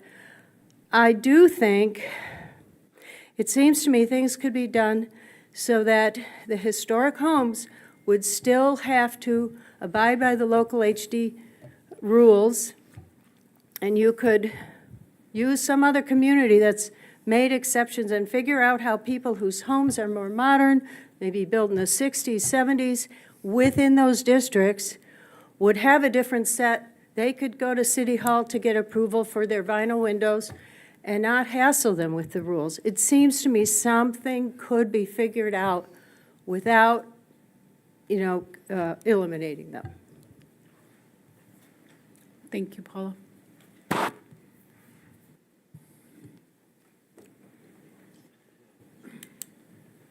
My name is Jim Copy. We've lived in Allegan for 20-some years, not in a historic district. I haven't followed this issue closely recently, but it strikes me as having in a historic district is simply good for the community. To say we do this, we want to know what's going on with so many really nice buildings that we have here. Obviously, there have been problems in resolving issues with the historic district. It seems to me that rather than abolishing the historic district, we might look at similar communities and similar councils to say, what are the issues that cause the problems? What will protect the balance of people that are interested in living in a community that has some standards? Now, I just noticed what you had up here a minute ago about keeping, neighborhoods with similar architecture and so on. Okay, people are going to update and modernize, and it seems to me that might be beneficial. However, to protect really historic homes, their nature and their general appearance is important. So I would suggest simply, rather than abandoning it, that we look at other communities, other people, talk to people with experience in this to make it more comfortable for people that own those homes and want to make improvements in those homes, that it's done in such a way that will really not destroy the overall objective of having a historic district. So, thank you. Thank you, Jim.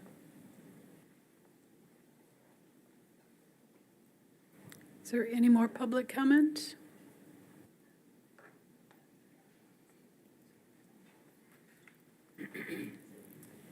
I'm Linda Copy, and I am married to Jim Copy, and we do share many of the same opinions.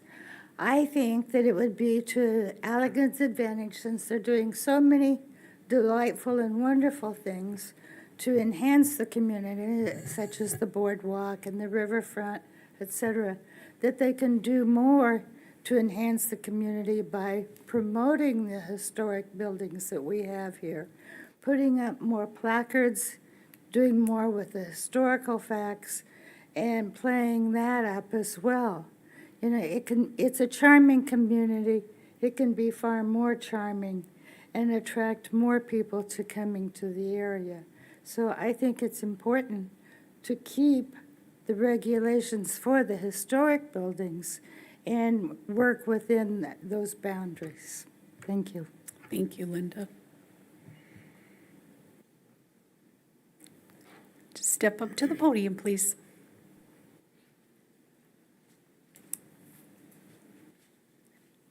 Hi, I'm Rosie Hunter, and I live on Cutler Street at 240. And I am really for keeping the historical district available, in place. I think it needs to be amended so that we can use modern materials to replace things that need to be fixed. I don't think that, there are some houses that are built without wood when I watch this without nails, when we watch this old house. I don't think we have to go back that deep in history to maintain our homes. I don't think any of us could afford to maintain our homes like that. But I do think that we want to maintain more or less what we already have. I see no reason to. We could just amend the rules of the Historical Society, not in how things are improved. You know, like a fence,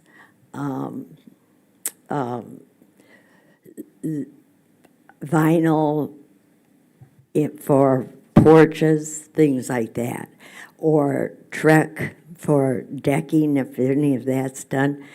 I really feel that would be a better. I live across the street from a multiple dwelling, and we were talking tonight, if you had to count where the police come in our area, and I am a social worker, I believe in housing for people that don't have money. But I think you have to get HUD housing and get things like that started in the community. I don't think anybody's going to buy a house right now on Cutler Street that, unless they have some sort of income. You know, it's not going to be free housing. Also, the multiple dwelling that is across the street from us, what's from not having them put another apartment in there and a side door, you know, so that they can carve out another apartment in there? If we have one house that has the most noise and has the police called most frequently in our neighborhood, it would be that home. So it does come at a cost. Thank you, Rosie. On the note. Does anyone else have any public comments?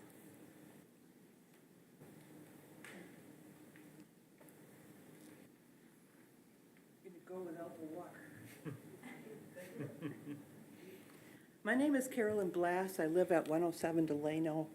It's a corner house. It's pretty fancy. We like it. It's our fun thing to do. It's not for everybody. But over the years, Allegan's historic district has brought prosperity to this town. People I know too specifically have moved to this town. They never lived here. They didn't grow up here. But they wanted to live in the historic district and repair a historic home. People like to drive through this town to see the historic stuff. And maybe they'll stop and shop. I certainly have met them in the shops downtown when I've been more able to walk around. I've heard it said that people can't afford to fix them. Well, they don't buy a historic home as a shock. They know that before they sign the papers. If they don't know what that entails, then they should find out. When I was doing the historic stuff, people knew where the historic houses were and if their house was a historic house before they bought it. So it wasn't a big surprise, oh, I've got all this expense I wasn't planning on. Of course, we're not like Savannah. We're not going to insist that people put in buildings with no nails because that's the way it was originally built. That's fine for Savannah, but not for Michigan and not for Allegan, not even for Grand Rapids. So I would like to keep it the same. I think if you take it away, you're going to decrease the value of my home. I'm not real thrilled with that idea. One more comment I made a while ago. Homes that maintain their architectural integrity sell for more money. And people laughed at me. Well, I don't mean the average Joe goes up to an 1830 house and says, oh, look, they kept the 6 light windows like they're supposed to. No. But he goes up to that house and he sees the windows the appropriate size with 6 light windows, and he's more likely to like it and to pay for it and to pay extra. I think that's all I can remember I had to say. Thank you. Thank you, Carolyn.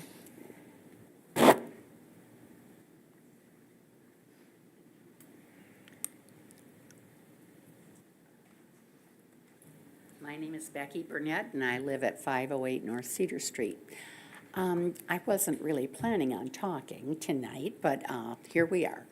And one of the things that I read in the paper a week or so ago was that there are some I don't know if they're, I think federal funds that have been allocated to Michigan. They need to be applied for historical preservation of both businesses and homes. And there's a home that is in my neighborhood that is in pretty rough shape, and I think that who lives there could really use some extra help with getting that house back, put together. And I don't know if that's something that the city council will even consider doing, applying for those funds if they are available. Have anybody else heard about that? I think I read it in the Free Press. That's, okay, I did not look into it any further than that, but yeah, we'd like to see them looking nice and staying where they are, not having to be torn down like that house on the corner of Cutler and Walnut is, so, okay. Thank you, Becky.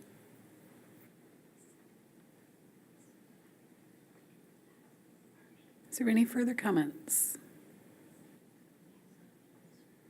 Okay, seeing none, it is 7:18. I'm going to close the public hearing.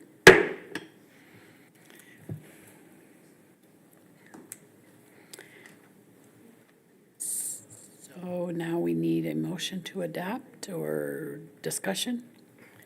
Yeah, typically you have a motion, then discussion, but it's your really purview. If you want to just have discussion, you may have that.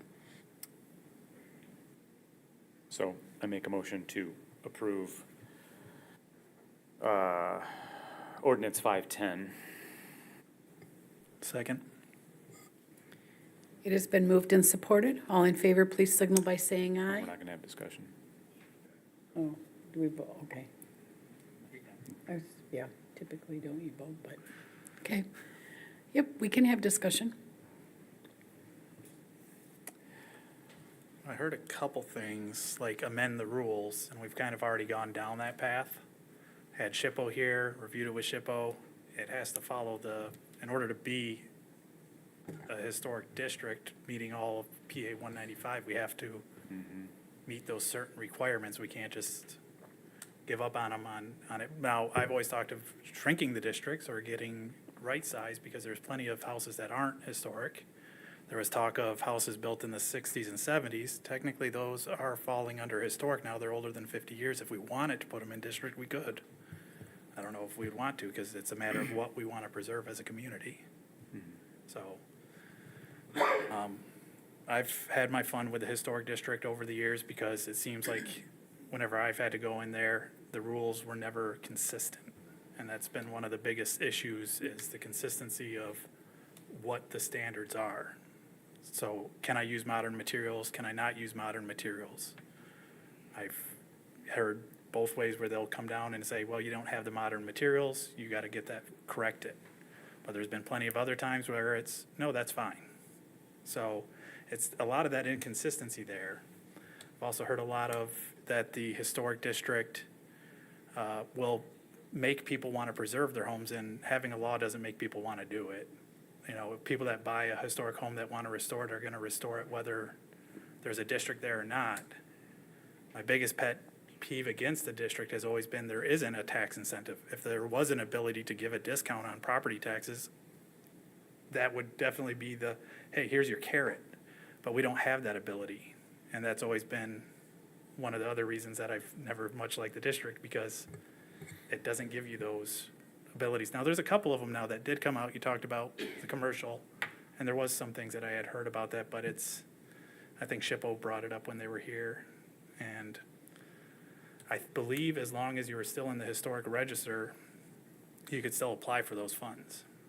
Now, the funds pool that Michigan had was quite small, and not very many approvals are gonna happen out of those funds, because it's not a very large pool unless if they've increased that pool recently, last time I read up on it. So that's why I'm for removing the district, because it's just been inconsistent over the years. It's oversized. It doesn't force people to actually maintain their properties. We could, if that's what we wanted to do as a community, and go into people's properties and force them to maintain them at that level. We do have that ability in that ordinance, but that comes down to you as neighbors. Do you want the city to go and do that and enforce and repair these historic homes and then add it onto their tax bills? Is that something that we want to do as a city and as a community? I personally, no.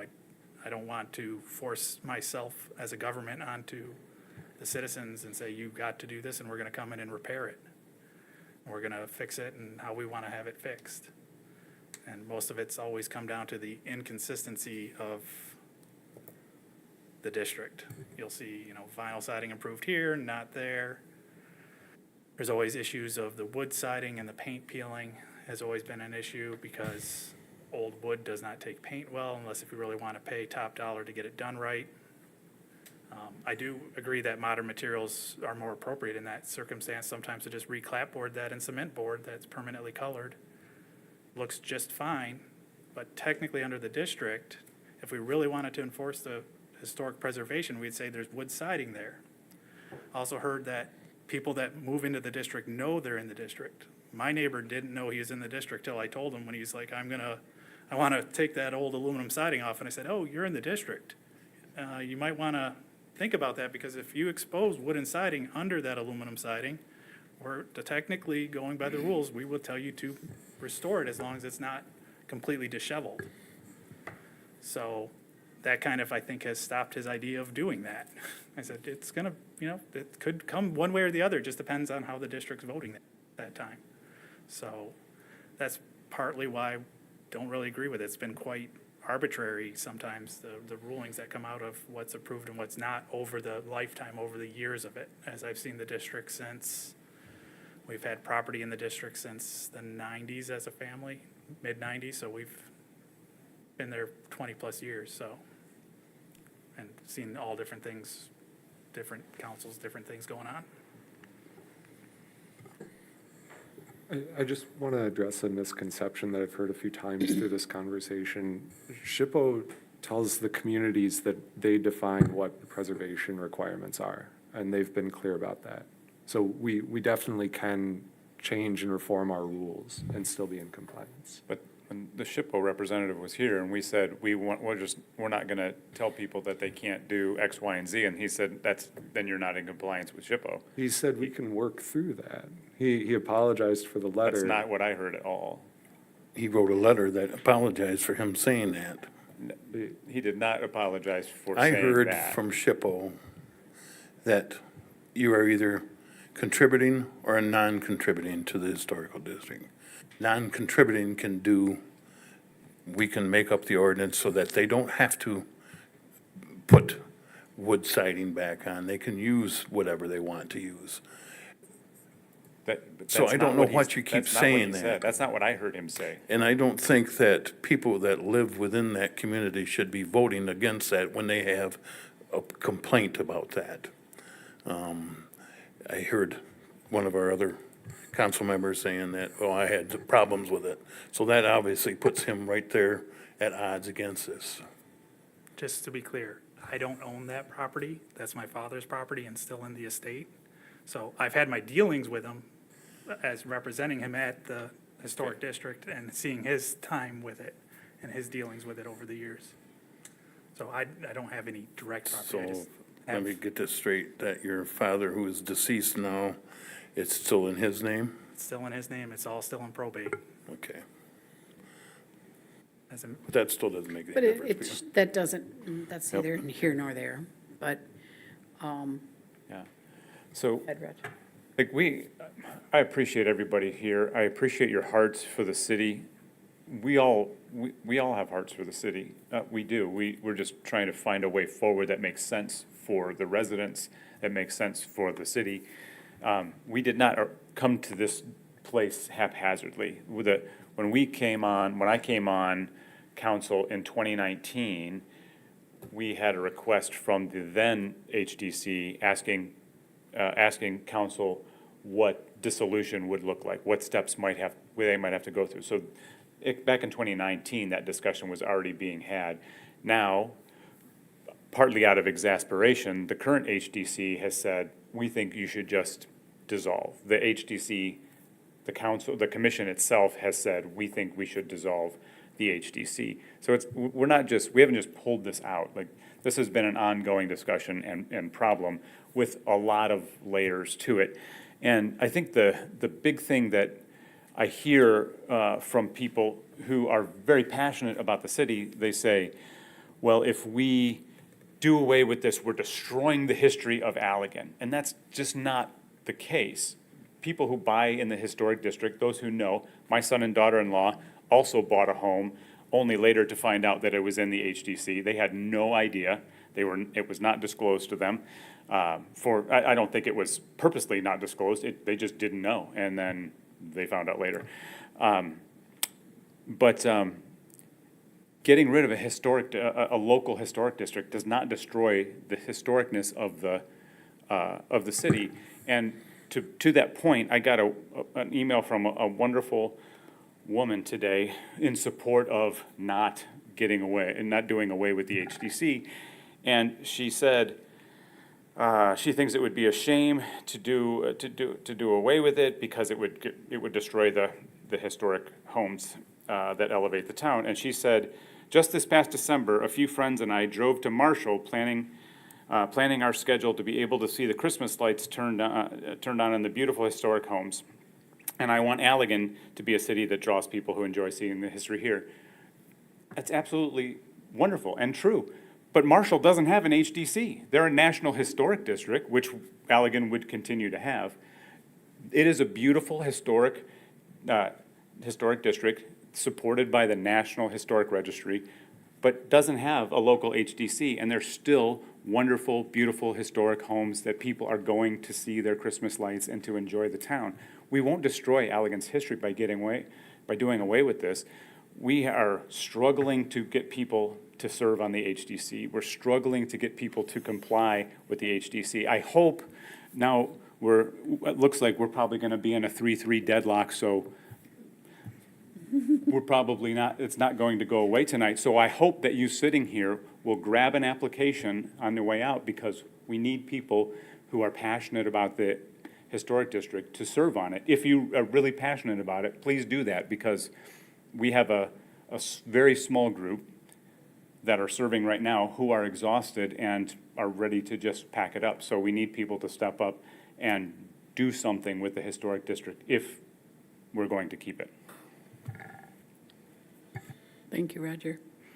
And I wanted to say, kind of piggyback on what Peter said was, and Roger both, is that it's just been so inconsistent when people are bringing stuff to the Historic District Committee to get stuff approved to do to their home. There has not been consistency. And not the only, but a lot of the people who come are people who want to do it the right way anyway. The people who have no intentions of doing it the right way, they're not even submitting an application to be approved. They're just going ahead and doing it. So that control of the Historic District Committee is not there, the authority for them to say anything or do anything has kind of dwindled down the feeling of the Historic District Committee people. We had a meeting and there was 4, counting one of our council members, who came to the meeting to talk about this with us out of a group of 9. So the enthusiasm is no longer there with the Historic District Committee. And yes, it is sad. But then going along with what Roger said, if you're willing to help out and we keep this committee, we need you to jump on board and keep the committee, because even if we don't have a quorum, and we've had a quorum just a handful of times in the last year, nothing can be done anyway. So you submit an application to have something done, you show up at the meeting, there's no quorum. So you still can't do it. You gotta come back to the next meeting. Oh, there's no quorum, so now you gotta come back to the participation was not there. And the people that were participating have really been burned out. They did a lot of study, they did a lot of work to try and bring us to a conclusion on what to do. And they did 3 decent recommendations. But the bottom line from what I took from it was that they are burned out. So,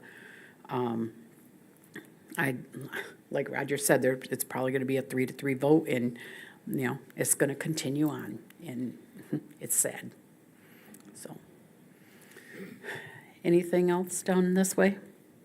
I heard from Roger that Marshall doesn't have historic commission. This weekend, I was at a seminar or a workshop, and I talked with people from Traverse City and people from Saline. Both of them are going through the same thing we are.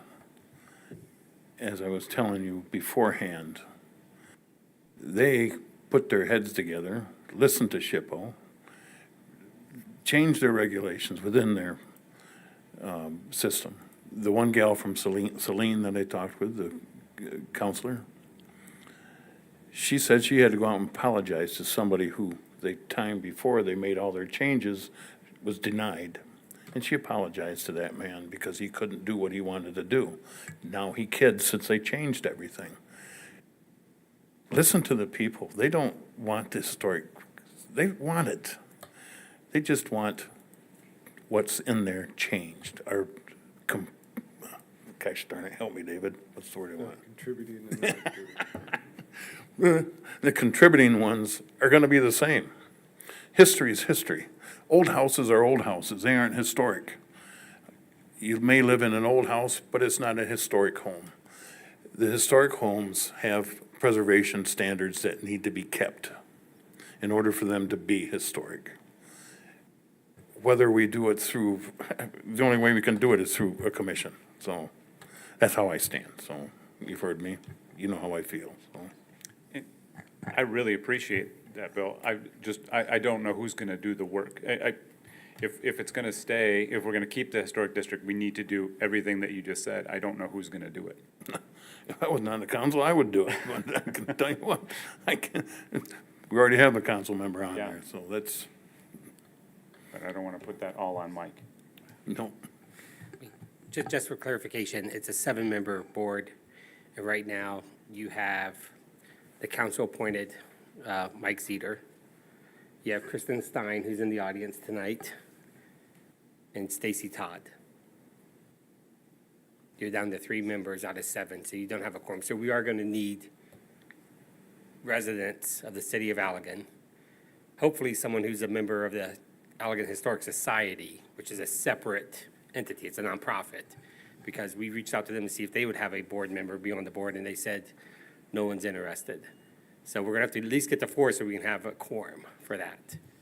So Thank you, Joel. I was thinking it was 9. Thank you. that's okay. Thank you. Okay, we do have a motion on the floor. It's been moved and supported. All in favor, please signal by saying aye. Aye. All opposed, same sign. Aye. Motion fails.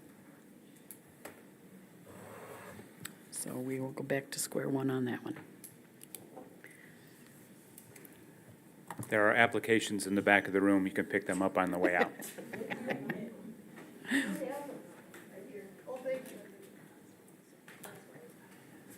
Are we leaving or should we stay? I don't want to be rude. More than welcome to stay. And you are also more than welcome to leave if you don't want to sit through the rest. We can be entertaining some nights.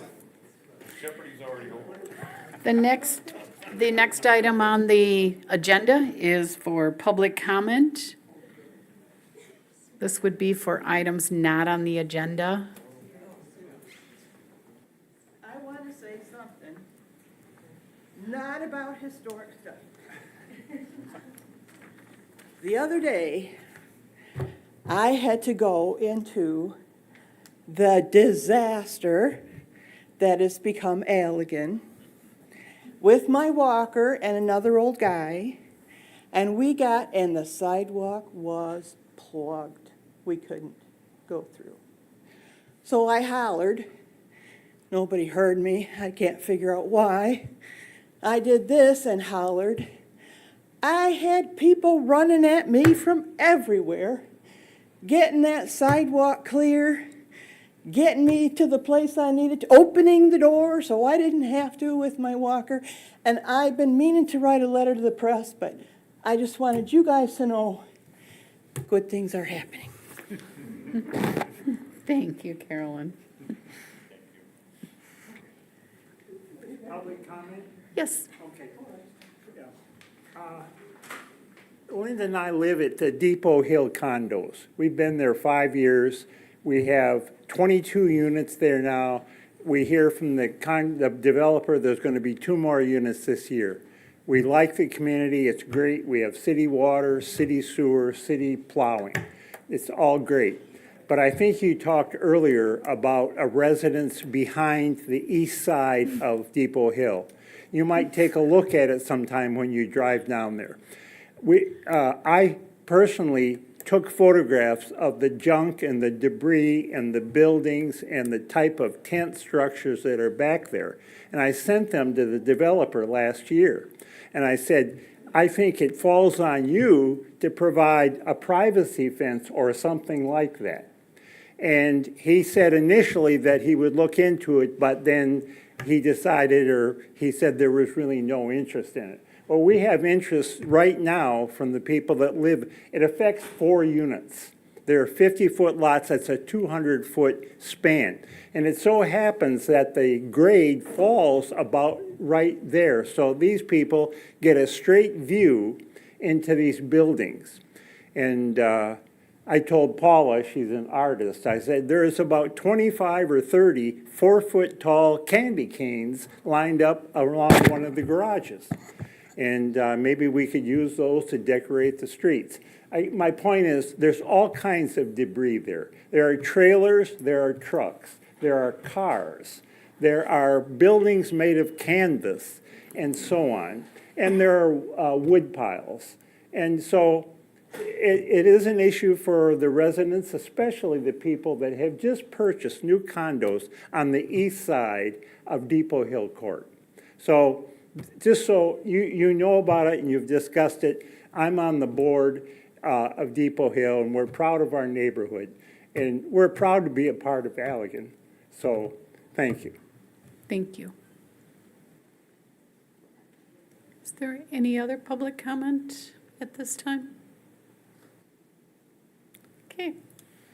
Seeing none, we'll move on down to number 11, which is reports from boards, commissions, and city offices. 11A is city boards, commissions, and area agencies. 11A1 is the Downtown Development Authority. I'm going to take this if I can find my notes. Okay, we did have our meeting. We talked about the Downtown Improvement Project update. I think that was the same as what we seen at the last council meeting. Wasn't really much new to talk about there. And then we talked about the downtown street furniture. Still kind of checking that out, looking at that. Parker showed some pictures of different things, and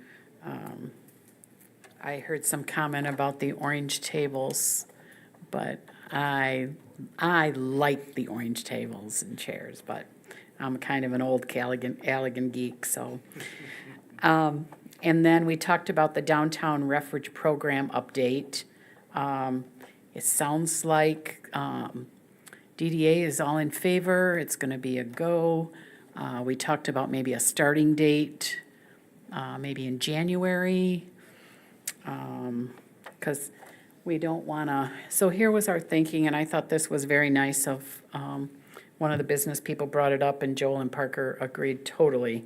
You know, it's going to be kind of a rough season right now this year with the streets being tore up and everything, and so to spring an additional cost onto the business people, we're trying to hold back on that, and hopefully by the holiday season, we'll have some decent, end up with a decent holiday season for our stores and stuff. So that, hence why we thought we'd wait till January of 2024 to implement the cost of the refuge. But I think that's all we talked about at the DDA meeting, so, okay.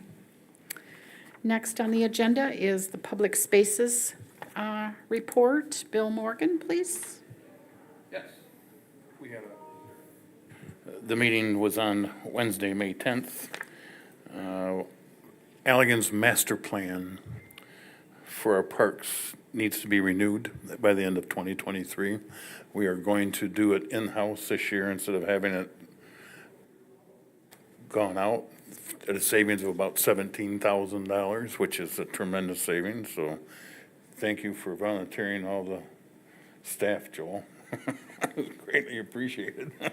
By staff, that would be me, Bill. Oh, was it? Yeah. Cool. Just so you're clear. You get to do it? Yes. There is a Lakeshore Advantage grant program that could be pursued if we so want for improvements to Mahan Park. And that would be in a tandem effort with what Becky Weaver and Bridget Wanders wanting to do. They want to raise money to repair the gazebo. And let's see, other comments. We have, the city would like residents to give us ideas of what we can do for what used to be called the Girl Scout properties. Some of the ideas that were passed around was a quality disc golf through the woods and through everything, possibly nature trails, bike trail maybe, just things that we were throwing out. If any of the residents have anything, please bring them forward to the parks. They would love to hear it. Trees, they want to thank the city for the beautiful maple tree. They were impressed by the size of this one, and they'd like to thank Timbers for their trees that they planted in the park. Oakwood Cemetery, wasn't a lot to go there other than to remember that the Living History tour is June 2nd and June 3rd. We were updated about the project, the streetscape. They did complain about the orange furniture, sorry, Mayor. They would like less orange, possibly just with black or something else. Discussed the traffic circle vegetation for when that becomes that. They've been in contact with MDOT for what wants to go in the center part of that, something low-growing, low-maintenance. They had mentioned junipers, a dogwood, not the dogwood tree that we're familiar with, but the reddish barked rug. It's more like a shrub more than anything else, and it's low-growing. I use it in the wintertime, at Christmas time, for the red sticks in my stuff, because it's red and green. But anyways, that's it. Okay, thank you, Bill. Next on the agenda is 11A3, is the Planning Commission May meeting. Roger, please. Well, City Manager Dye stole my thunder on the draft infill zoning, so I'll skip over that. We did talk about that. And then we also discussed, we set a date for the public comment open house for June 8th from 5 to 6:30 for the, for the public to review and comment on the master plan draft, and just to get input from folks in the city. So we're kind of at that stage, which is nice finally, because we've been working on it a long time. And that's it. Okay, thank you, Roger. Next on the agenda is 11B1, request to approve accounts payable and payroll. Roger, again, please. Yes, so we have accounts payable in the amount of $631,938.89, and a payroll in the amount of $110,808.73, for a total disbursement of $742,747.62. I make a motion to approve. Yeah, I so move. It has been moved and supported. All in favor, please signal by saying aye. Aye. All opposed, same sign. Motion carries.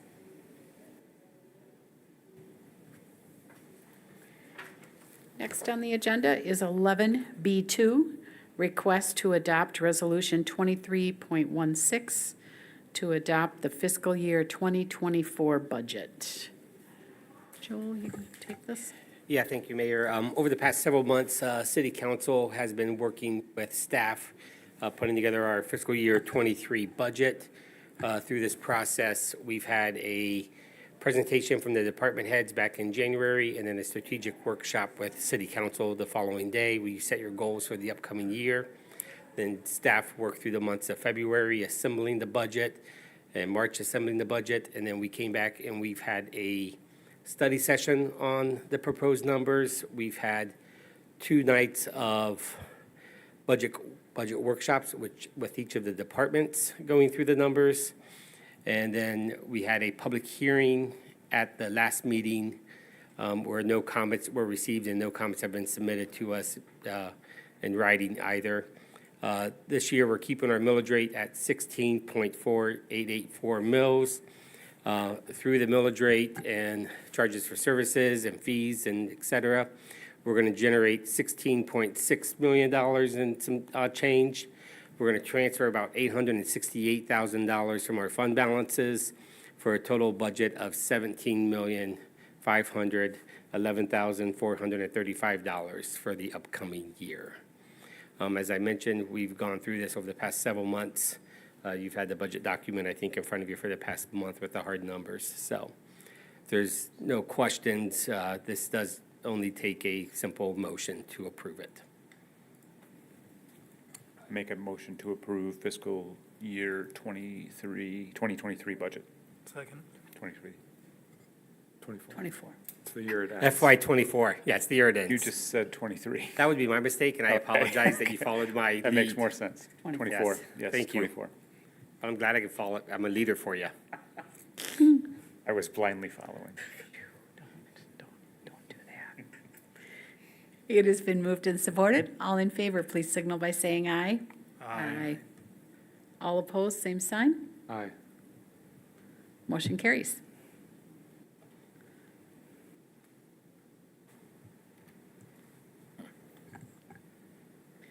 Next on the agenda, we have 11F, which is city manager and city clerk.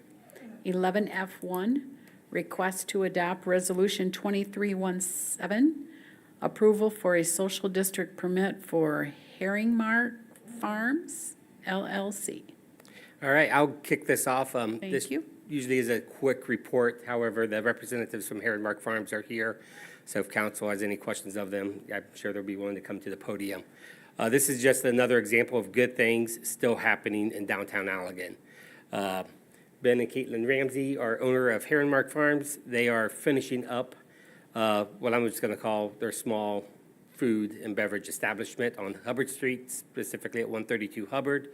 They recently received approval from the Michigan Liquor Control Commission to sell their microbrew and winery, and they'll have charcuterie as part of this development as well.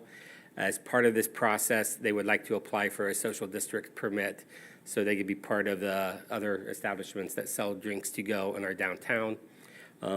As I mentioned, I think we have 5 right now established. This will be number 6, so we're excited to have a 6th one come online. If you have any questions for Ben or Caitlin, you can invite them up to the podium. Do you guys like to add anything?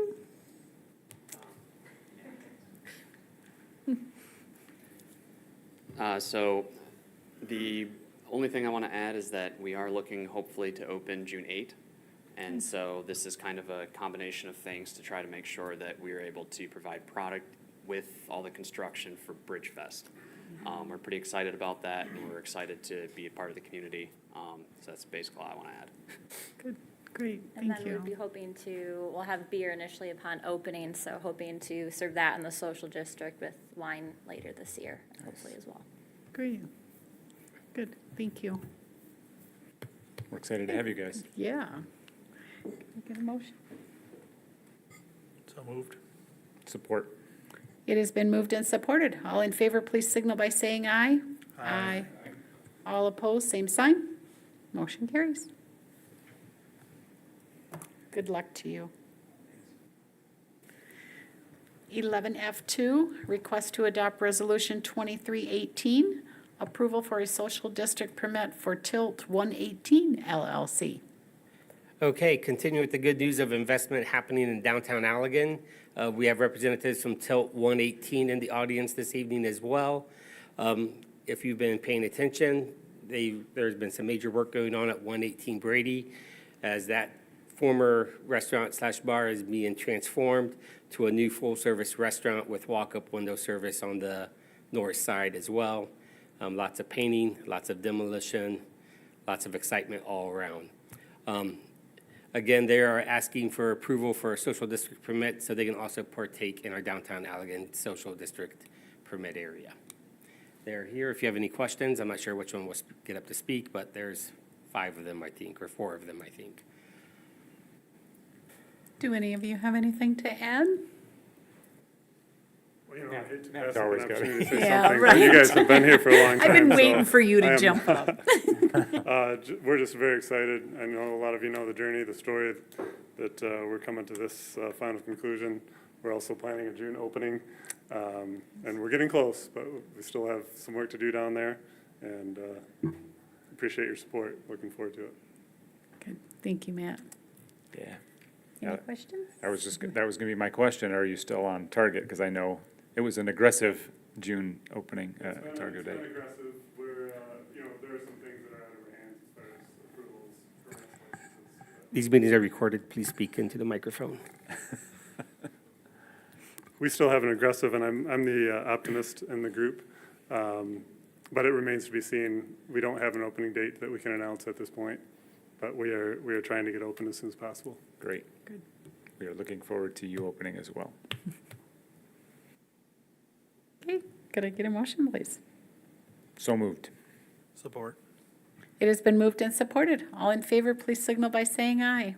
Aye. All opposed, same sign. Motion carries. Next on the agenda is 11F3, request to adopt Resolution 2319 to amend the Downtown Social District Plan. All right, with the addition of these 2 new restaurants being part of our social district area, we need to amend our plan and submit this resolution to the MLCC so everything is copacetic and correct at their level. So did we change this? I was looking for, it's the same area, isn't it? Yeah, it's the same area, it's just 2 new businesses, number 2 and number 7. Oh, we just had listed, to yeah. add the, okay. Add Our social district businesses. plan Yep. lists every business that's eligible, and so if we don't keep this current with the MLCC, we could get tripped up over a little Oh, we don't want red that. tape, as they say. Yeah, sorry, I misread You're that. good. I thought it was, Yeah. the district was changing. Okay. So I'll make a motion to approve the resolution. It has been moved and supported. All in favor, please signal by saying aye. Aye. Aye. All opposed, same sign. Motion carries. Next is 11F4, request to approve the Griswold Auditorium Regional Asset Framework, the Griswold Auditorium Policies and Procedures, and the Griswold Auditorium Rental Form. Parker? Yeah, this information was included in your study session packet at your previous meeting, and the one recommendation that was brought forth by Councilmember Hands at that meeting to include another checkbox to denote that the initial payment had been received was added to that rental form. So all three of those documents were in your packet for your review. Anybody have any questions? Yeah, there's some cost allocations associated with a framework. Are we approving those tonight? No, you're not, the cost allocations in the framework establishes future needs. So it's just us going on record identifying what our future costs are going to have to be for this project. I mean, would a vote in favor of that be in favor of those future No. needs? No, you're not making, this is not a budget allocation. The FY '24 budget was just voted on and approved by council. This is not a budget request. It's not a purchase order request. So there's no financial, directive being given by council by approving this framework.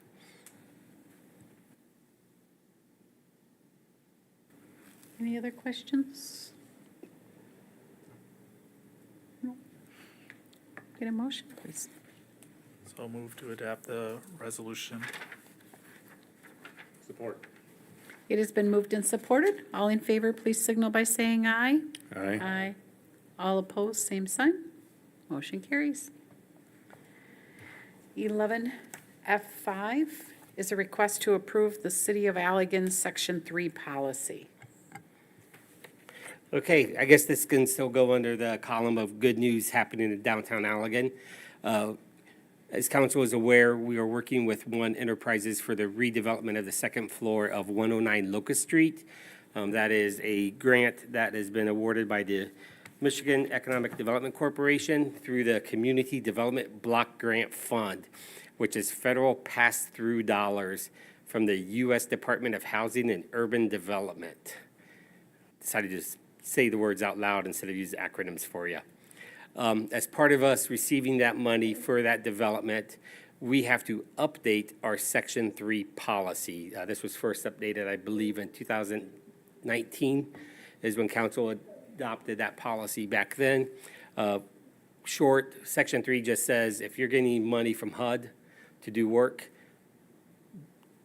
to the best of your ability, direct that money to hire low and very low income persons. It's all about, a rising tide lifts all boats kind of mentality from HUD's direction.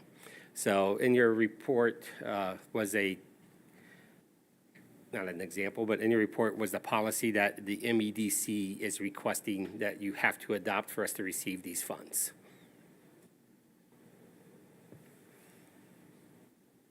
Any questions for Joel? Or any questions about this? Could I get a motion, please? So moved. Support. It has been moved and supported. All in favor, please signal by saying aye.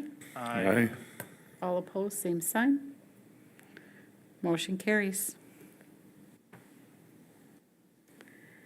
Next on the agenda is 11F6, request to approve the plat amendment to divide parcel 51-180-024-00 at 228 James Street.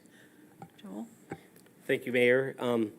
City Council, as you're aware, per your, I believe it's the charter, is you have to approve all lot splits that occur in the city of Allegan, or it might be in our zoning ordinance. My mind's drawing a blank. James Street, located over by the cemetery, has a large vacant parcel that's currently a side yard for an existing house. The applicant, Brandon Genzink, would like permission to split the lot. As shown on the screen behind you, this is a common request that council receives from properties throughout the year in the city.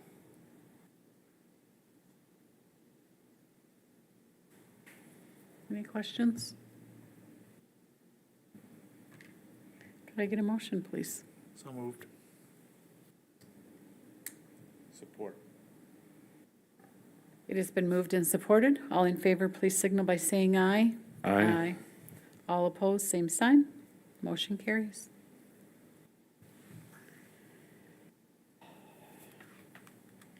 Next, number 12, board appointments. 12A is appointment of Eddie, and I know I'm going to screw up his name, Quinones.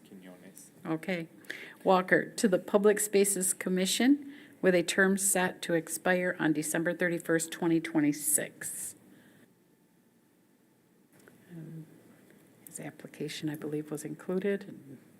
Any questions? I move to accept Eddie's application.